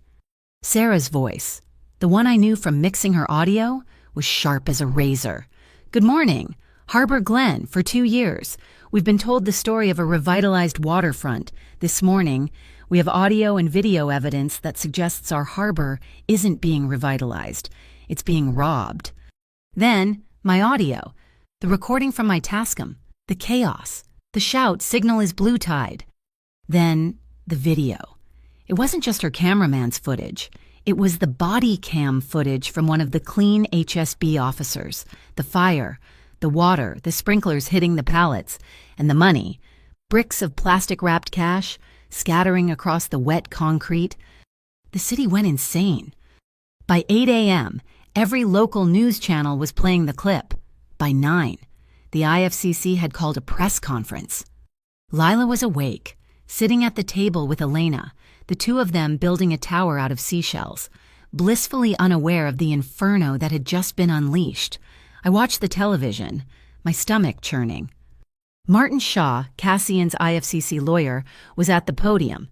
The Interstate Financial Crimes Commission has had an ongoing, classified investigation into Sunrunner Logistics, he said, his face a mask of bureaucratic calm. Then the screen split. A new press conference. A new man.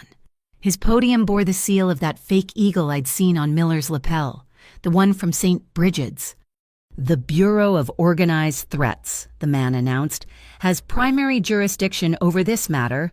We demand the IFCC stand down and turn over all evidence. I stared. They're real bot-y. No, Cassian said, his voice a low growl. He was pacing by the window. They're a phantom. Kovac is using his political markers. He's forcing his allies in the city to publicly legitimize the very agency he faked. Look. He pointed to the screen. They weren't fighting over the crime. They were fighting over the evidence. The IFCC wants to bury it in a vault, Cassian analyzed, his voice cold. The BOT wants to destroy it. They're fighting for the shovel. He turned to me, and the look in his eyes made my blood run cold. And you, Mara, are the one they're both going to blame. You aren't a whistleblower. You're a co-conspirator. The person who illegally distributed the data. They're going to tie you up in court for the rest of your life. They're going to put you in a cage. My safe harbor was suddenly a prison. Before I could even process the legal trap, the news cut to a new feed. Live. Mr. Kovac, can you comment on the allegations? There he was. Kovac. He wasn't in handcuffs. He was in a perfectly tailored suit, standing in front of the Sunrunner Logistics logo. He looked outraged. He looked like the victim. This is a vicious, coordinated smear campaign, Kovac said, his voice booming with false sincerity. A fabrication by a disgruntled former associate, Rick, and his accomplice, Miss Mara Quinn. My name. He said my name. An image flashed on the screen.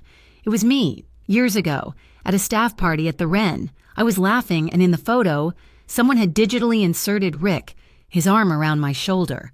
It looked intimate. It looked conspiratorial. This woman, Kovac said, pointing at my face, a known associate of Cassian Vale, his mistress. She helped fabricate this audio. She helped doctor this video. In a pathetic attempt to help Mr. Vale seize control of my legitimate port operations. The word hit me like a physical slap. Mistress? It wasn't just a smear. It was an erasure. It took my skill, my terror, my fight for my daughter, and reduced it all to a sordid transaction. I wasn't a technician. I wasn't a mother. I was just a rich man's property. I felt the blood drain from my face. I looked at Cassian. He wasn't angry, and he was beyond anger. His face was a mask of such cold, pale fury that it was terrifying. The man who had gently patched himself up last night was gone. The harbor baron was back. He turned off the television. The room went silent. We're leaving. Wow, he said. What? I was shaking. We can't. They're hunting me. Elena, he called. Elena was instantly at his side. Lock this spire down. No one in or out. Lila stays with you. Do not, under any circumstances, leave this room. He turned to me.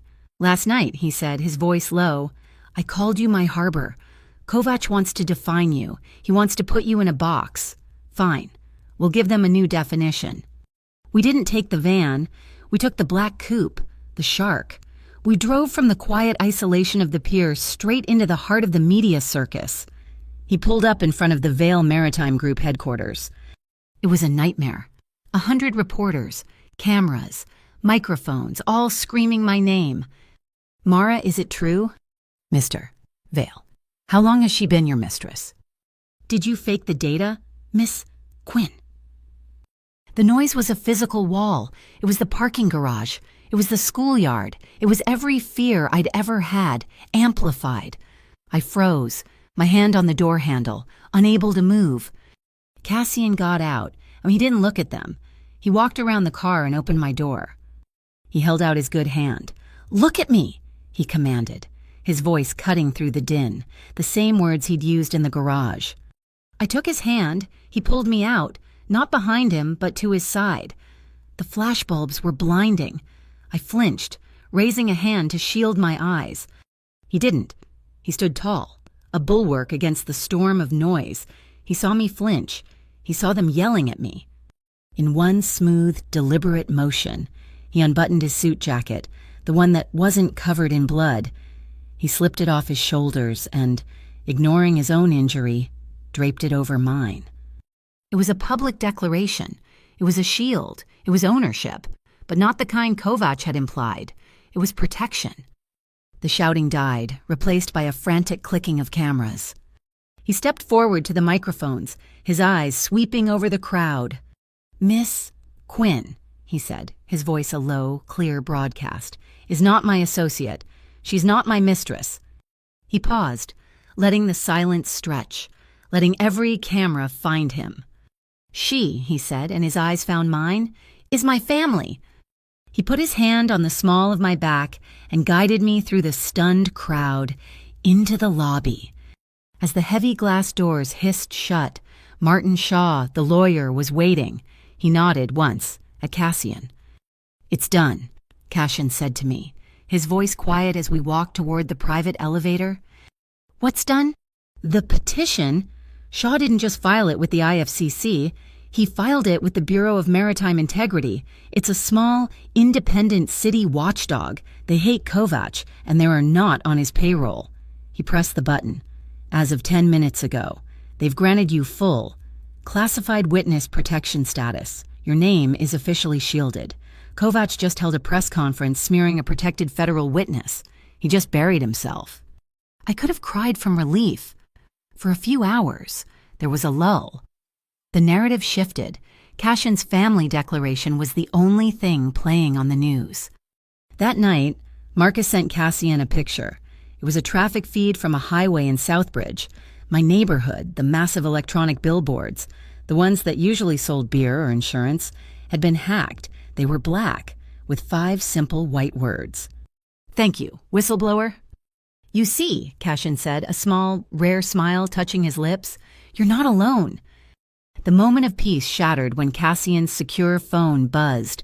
Not a call, a text. He read it, and all the color, all the warmth, all the victory drained from his face. "Cassian, what is it? What's wrong?" He looked up at me, his eyes hollow. He's lost. He knows it. The media, the law, he's lost the public game. So he stopped playing. My stomach dropped. What did he do? "He just put out a contract," Cassian said, his voice flat, dead. "Not through the media, through his own network, an open bounty, $500,000 for you." I grabbed the table to steady myself. $500,000. "But that's not," Cassian swallowed, his jaw tightening so hard a muscle jumped. "That's not the main prize." "Cassian, $1 million, he whispered, his voice thick with a rage so profound it was almost silent. "For Lila." I couldn't breathe. My daughter, my baby, a price on her head, a target. I stumbled back, my hand over my mouth. "We have to run," I choked out, the tears blurring my vision. "Like you said, a new state, new names. We have to go now." "No." His voice was iron. "But they're hunting my child." "We run," he said, grabbing my shoulders, his grip grounding me. "And we will be looking over our shoulders every single day for the rest of our lives. We will never be free. She will never be safe. There is only one way this ends. We don't run. We don't hide. We cut the head off the snake." "How? By starting a war?" "No, by ending one." His eyes were blazing. "He's attending the Harbor Glen Children's Fund Gala tomorrow night. It's his pet charity. He'll be there, kissing babies, looking like a saint. The mayor will be there. The city council. Everyone who's ever taken $1 from him." "You can't be serious. You want to walk in there?" "No," he corrected. We are going to walk into that gala, onto his territory in front of the entire city. No more shadows, no more backroom deals.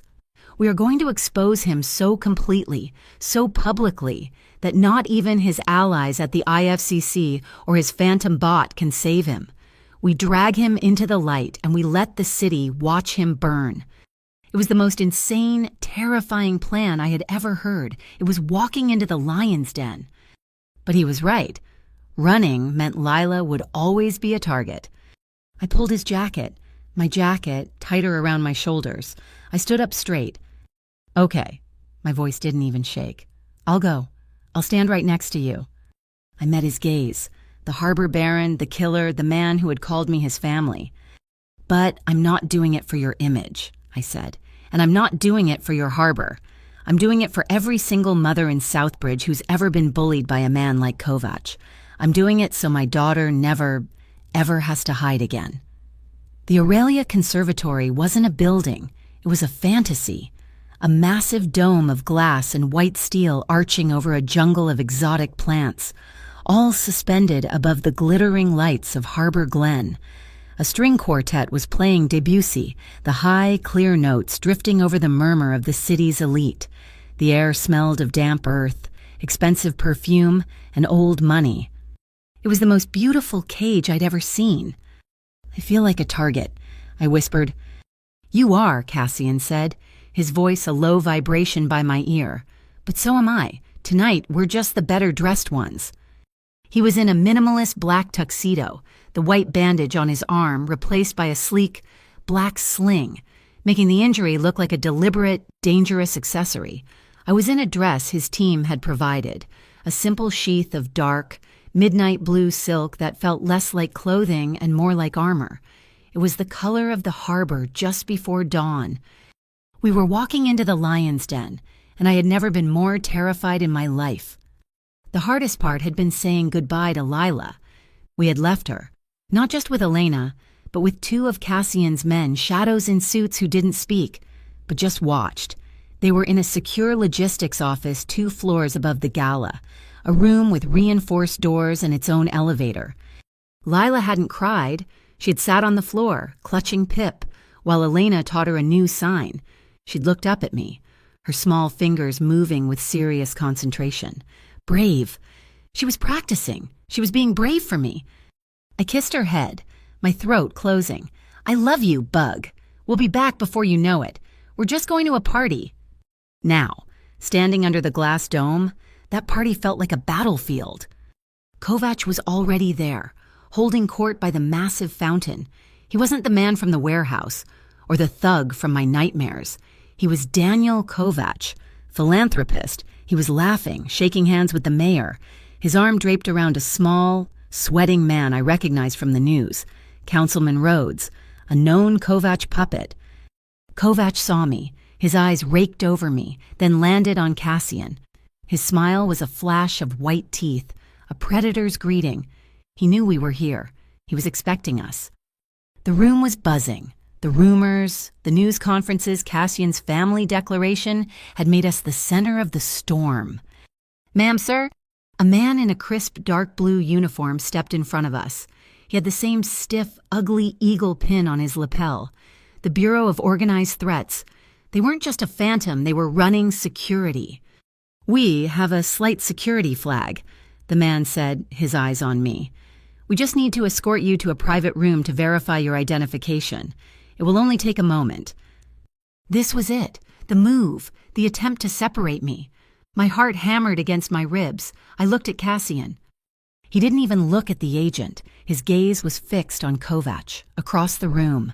His good hand found mine, his fingers lacing with mine, a grip of warm steel. "Just look at me," he murmured, his voice for me alone. The world, the Debussy, the agents, the staring crowd shrank to a single, fixed point. Him. His eyes, the color of the harbor in winter, were locked on mine. The promise from the garage, "You're not alone." "She stays with me," Cassian said, his voice not loud, but carrying a finality that made the agent flinch. The agent opened his mouth, but Cassian was already moving, pulling me gently with him, walking right past the man as if he were a piece of furniture. We didn't run. We took a glass of champagne. We mingled. We became part of the party. two sharks circling the same bait as Kovac. The standoff lasted for an hour of fake smiles, of polite nods, of my skin crawling every time I felt Kovac's gaze on me. Then the lights began to dim. The orchestra swelled, a signal for the main presentation. The mayor was walking toward the podium. Under the cover of the dimming lights, I saw it. Kovac, still smiling, gave a short, sharp nod to Councilman Rhodes. Rhodes immediately turned and walked, not toward the stage, but toward the side exit, the exit leading to the service elevators, the exit leading to the logistics office. The BOT agents who had tried to stop me were moving, too, and they were joined by 3 other men in suits that were just a little too tight, their hands in their pockets, the team from the warehouse. My blood turned to ice. I gripped Cassian's arm. "Cassian," I whispered, my voice choking. "The stage. They're not coming for me. They're going for the stairs. They're going for Lila." He looked. He saw the movement. His entire body went rigid. In the same instant, the phone I was clutching in my free hand vibrated, a silent, frantic buzz. I looked down. The screen was dark, but on it, a tiny icon of a whale was flashing a 3-part LED sequence, just as we'd practiced. Hide. Call. Wait. "Lila, Elena, they'd seen them. They'd hit the panic button." Cassian didn't hesitate. He wasn't the harbor baron. He wasn't my date. He was a weapon. He squeezed my hand once. "Stay visible," he breathed, and he was gone. He moved through the dim, crowded room like a ghost. He didn't run.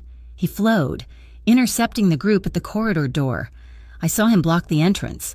A single, dark silhouette against the light. I saw the first man try to push past him. I saw Cassian's one good arm move, a blur, and the man went down. The fight had begun. Kovac was watching it all, a small, triumphant smirk on his face. He'd done it. He'd separated us. Cassian was trapped in a hallway, fighting his men, and I was alone, exposed in the center of the room. He thought he'd won. He'd made one mistake. He'd left me alone, but he'd left me right next to the stage. He'd forgotten who I was. I wasn't a mistress. I wasn't a victim. I was an audio technician. The orchestra finished its piece. The conductor turned, bowing to the polite applause. The mayor was adjusting the microphone at the podium. I moved. I walked past the shocked donors. I walked past the stunned councilman who had frozen when the fight broke out. I walked right up onto the stage. The mayor looked at me, his eyes wide. "Ma'am, this is not—" I didn't look at him. I looked at the orchestra's main soundboard. I looked at the lead conductor's microphone, a heavy, sensitive condenser mic. I grabbed it. A high-pitched screech of feedback blasted through the conservatory, silencing the entire gala. Everyone froze. Every eye was on me. "Good evening," I said, my voice shaking but amplified, booming through the glass dome.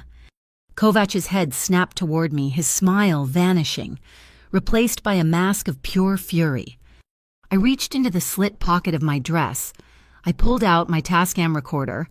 I slammed the line-out jack into the line-in port on the mixing board. I was asked to provide a little sound for tonight's presentation, I said, my heart hammering. "It's a recording I took from Warehouse 12. I hit play. Static, the roar of a warehouse, and then my recording, crystal clear, echoing off the glass ceiling. "The signal is blue tide," I repeat, "blue tide." A collective gasp went through the room. "But that's just the intro," I said, my voice gaining strength. I pulled the other thing from my pocket, the real memory card, the ledger. I held it up. "My name is Mara Quinn, and I was told this was a gala for the children of Harbor Glen, so I'd like to read a list of the donors who've been stealing from them." Kovac was screaming, "Security, get her off the stage, turn off that mic." But the sound guy was frozen. The BOT agents were busy with Cassian. I was alone, and I was loud. I cued the second track on my Tascam, the kill shot. "Blue tide is green, the ice is green. Go, go, go." That, I shouted over the recording, was the sound of Sunrunner Logistics, owned by Daniel Kovac, moving millions in illicit cash. And here, I read from the printout I'd made of the ledger. Are his partners Harbor Maritime Services, Apex Transport, Clearwater Imports. Pandemonium. A woman in a diamond necklace stood up. I'm pulling my funding, effective immediately. Another man, a banker, was on his phone. Sell all holdings in Sunrunner. Now. Councilman Rhodes wasn't walking. He was running for the exit. Kovac was trapped. He looked at the mayor, his eyes pleading. The mayor, his face pale as a sheet, looked at the cameras, not the gala cameras, the news cameras. Sarah Jenkins. She was here. Her cameraman's light a bright, accusing star. The mayor looked away from Kovac. He looked at a man standing by the main entrance, a man in a simple, gray suit. He gave a short, sharp nod. A new team entered the room, not BOT, not HSB. Their windbreakers said City Integrity Team, a civilian-funded internal affairs unit, the one group Kovac couldn't buy. They moved, not toward the fight, but straight for the stage, straight for Kovac. Get your hands off me, Kovac roared. His mask was gone. The philanthropist was gone. This was the thug, the animal. He saw the cameras, the flashes popping, and he lunged. He wasn't lunging at me. He was just trying to escape. Flash, pop, flash. Every camera in the room captured it. The mask of civility ripped away. The face of a cornered, desperate criminal. Daniel Kovac, the lead agent said, his voice hard as he snapped the cuffs on. You are under arrest for conspiracy, money laundering, and the tampering of a federally protected witness. The BOT agents in the hallway, they just vanished. The moment the integrity team moved in, they melted back into the crowd, their cheap suits and fake eagles dissolving into the panic. The room was a chaos of shouting and applause. I stood there, shaking, still clutching the microphone. My Tascam was on the podium, its little red light still blinking, recording, always recording. And then I saw him. He was walking out of the corridor. His tux was torn. His good hand was raw. But he was walking. And in his arms, he was carrying Lila. She was safe. She was wearing the little dress Elena had for her, and she was clutching Pip. Her eyes scanned the chaotic room, found me, and she lit up. I dropped the microphone. It thudded on the stage. I ran. I didn't care about the broken glass, the donors, the mayor. I launched myself off the stage and ran to them. Cassian saw me. He opened his good arm, and I slammed into them. He held us. His one arm was strong enough. He held me, and he held our daughter. Pulling us both against his chest, he held his family. Lila's little arms wrapped around my neck, and I buried my face in her hair. She smelled like soap and safety. She pulled back just enough to press her small hand to my chest. Brave, Mama? The cameras were still flashing. The sound of applause was real, not just polite. Cassian held us tight, shielding us from the worst of the lights. He leaned his head down, his lips brushing my ear, his voice a low, rough promise in the middle of the storm. Tomorrow, he whispered, his voice thick with an emotion I couldn't name. Tomorrow. I'm calling you what you dared me to wife. The next morning at Beacon Spire, the world was silent. The storm, the sirens, the gala, the chaos of the last week, it all felt a lifetime away. I woke up on the couch, tangled in the heavy blankets, Cassian's sweater still wrapped around me. He was already up, standing by the massive circular window. I got up and stood beside him. The Atlantic, which had been a churning, angry gray, was now a sheet of flat, polished glass, the color of a pale blue sky. The air was cold, clean, and still. Lila was already awake. She wasn't with Elena. She was with Cassian, sitting on his shoulders, her small hands braced on his head, her face pressed to the glass. Watching a distant container ship, he was holding her steady with his good arm. It's quiet, I whispered, not wanting to break the spell. The storm is over, he said. He wasn't just talking about the weather. On the small television in the kitchen, the news was playing on mute. The Chiron told the whole story. Kovacs indicted racketeering, money laundering, Sunrunner logistics assets seized by city, phony bot agency traced to Kovacs payroll, Councilman Rhodes resigns. It was done. He was gone. The fake charges against me, the debt, the signatures, it all evaporated, like fog in the morning sun. My phone rang. It wasn't an unknown number. It was the head of the city integrity team, the man in the gray suit from the gala. "Miss Quinn," he said, his voice crisp and professional. "Your audio evidence was the key. We've never had a cleaner case. I'm calling, unofficially, to see if you'd be interested in a position. The city needs a new independent audio forensics consultant." My breath hitched. A real job, a career, using my skill. "I am," I said, my voice steady. "But I have one condition. My daughter, Lila Quinn, her name, her identity, it must be permanently shielded, wiped from every file. She was never involved." "Miss Quinn," the man said, a note of respect in his voice, "as far as this office is concerned, she never was." I hung up, a slow smile spreading across my face. I looked at Cassian. He was watching me, a look of quiet pride in his eyes. "Looks like I'm employed," I said. "As are you," he said, nodding to his own laptop, where he'd been on a video call with a dozen lawyers for the last hour. "I've just finalized the restructuring." Restructuring. Vale Maritime Group is clean, as of 10 minutes ago. I've dissolved all shadow holdings. Everything is legitimate, public, taxable. He looked at me. I also endowed a new organization. It's called the Lila Quinn Community Hearing Aid Fund. It will provide top-of-the-line audiological equipment to every underprivileged child in Harbor Glen, free of charge. My hand went to my mouth, the hearing aid, the backpack that Sammy had dangled, the one I had been willing to get beaten for. He'd taken that moment of pure terror and turned it into a promise for the whole city. The next day was a blur of official business. We went to City Hall, not for a trial, but for a simple, quiet civil proceeding, a lawyer. Not Martin Shaw, but a new, bright-eyed woman from the city. Explained the documents. "Mr. Kovac's assets are being seized by the state," she explained, "but a portion has been diverted, by court order, to a victims' restitution fund. As the primary witnesses, a trust has been established for your daughter." It wasn't millions. It wasn't Mafia money. It was a secure, clean, legitimate college fund, enough for her to go anywhere, be anything, without the weight of debt I had carried my whole life. "Lila," the lawyer said gently, "you just need to sign here or a thumbprint is fine." Lila looked at me, a little scared of the big, formal room. I nodded. She pressed her thumb to the ink pad and then onto the document. Cassian knelt beside her. He didn't speak. He signed, his large, calloused hands moving with surprising grace. "You're the captain of this ship now," he signed. "Can I—" He paused, searching for the sign. "Can I be your first mate?" Lila looked at the sign, confused. Then she looked at me. I translated. "He's asking if he can be your partner, your first mate." A huge, mischievous grin spread across her face.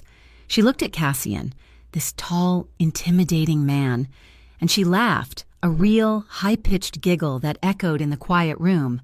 She nodded vigorously. "Yes, first mate." He smiled, that rare, genuine smile, and gently tapped her nose. That evening, we were back at the Spire. Just us. Elena was gone. Her job done. Lila was asleep in the downstairs bedroom, the first time she had ever slept in a room by herself, her whale keychain on the nightstand. The air was cool. Cassian and I were standing on the narrow observation deck that wrapped around the lantern room. The wind was gentle, just a whisper, carrying the smell of the sea. We stood in silence, shoulder to shoulder, watching the sun dip below the horizon, painting the glass-flat water in shades of orange and violet. "It's over," I said softly. "No," he said, turning to me. "It's just beginning." He reached into the pocket of his coat. He wasn't wearing the sling anymore. The stitches were healing. He pulled out a small, simple wooden box. It was worn, dark wood, smooth from years of being handled. "My father," he said, his voice quiet, "gave this to my mother. He made it on his first long voyage. He said it held the only thing he owned that was more valuable than his ship. He opened it. There was no diamond. There was no flashy $1,000,000 stone. It was a simple, wide band of platinum. It looked old, strong. I looked closer, and I saw the inscription on the inside. 2 words. Safe Harbor. My breath caught. He didn't kneel. He didn't make a grand gesture. He just stood there, his body parallel to mine, his warmth a solid line in the cool air. He took my left hand. He looked into my eyes, and his gaze was the same one from the parking garage, the one that had cut through my terror and seen me. "Look at me," he said, his voice the same deep, grounding rumble. "You're not alone. You never will be again." He held up the ring. "Mara Quinn, will you give me the privilege of calling you wife, today, and for every sunrise after this one?" The tears came, but they weren't the tears of fear or adrenaline. They were tears of relief, of arrival. I put my hand flat on his chest, right over the steady, strong heartbeat I had learned to trust. I felt its rhythm, solid as the lighthouse itself. I didn't say yes because he saved me. I didn't say yes because he was rich. I said yes because, for the first time in my life, I wasn't running. I was anchoring. "Yes," I whispered. "Yes." He slid the ring onto my finger. It was a perfect fit, heavy, solid, real. He raised my hand to his lips and kissed the ring, his eyes never leaving mine.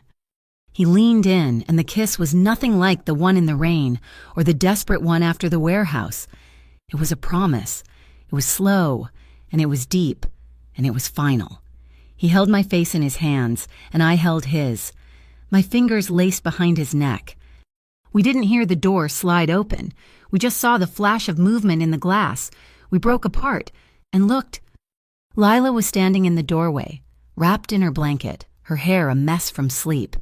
She was watching us, a small, sleepy smile on her face. She held up her hand. She pressed her thumb to her chest, then her index and pinky fingers, and then pointed at us. "I love you." My heart felt like it was going to burst. That night was different. The storm was gone. The fear was gone. There were no more shadows. We were in the lantern room, the fire burning low, the blankets from the sea chest piled on the deep sofa. The lighthouse beam swept past, a slow, steady rhythm, like a heartbeat, white, dark white. He touched me with a reverence that made me tremble. It wasn't the desperate need of the night after the warehouse. It was a slow, quiet discovery. His fingers, calloused from ropes and steel, traced the line of my collarbone, the curve of my shoulder, as if he were memorizing me. The sweep of the light painted us in strokes of white, illuminating the goosebumps on my skin, the look in his eyes. He learned the language of my body, just as he had learned my daughter's. His lips, warm and gentle, found mine, found my neck, found the hollow of my throat. Every touch was a question. Every breath I released was an answer. There was just the soft whisper of fabric, the sound of our breathing mingling with the distant sound of the surf, the warmth of his skin against mine. It wasn't a rescue. It was a merger. It was 2 halves of a storm, finally finding their harbor. I woke in the dark, just before dawn. I was wrapped in his arms, my head on his chest. The radio we'd played that first night was still on the table, humming with soft static, and then, through the speaker, I heard it. A sound from across the harbor, a distant 2-note whistle, the train. The sound that had once been a signal for a crime. But now, it was just a train, a sound in our city. Cassian stirred, his arm tightening around me, pulling me closer. He was half asleep, his lips brushing my hair. "Wife," he murmured, his voice thick with sleep. I smiled into the darkness, my hand covering his over my heart. I settled in, my anchor holding fast. "Husband," I whispered back. Outside, the waves of Harbor Glen, calm and steady, brushed against the shore. Thank you so much for listening to our story. We would love to hear your thoughts, so please comment below and let us know where in the world you're listening from. Your support means everything to us. If you enjoyed this journey, please subscribe to Mafia Boss Stories. Give this video a like and hit that hype button to help us share this story with even more people. We'll see you in the next one.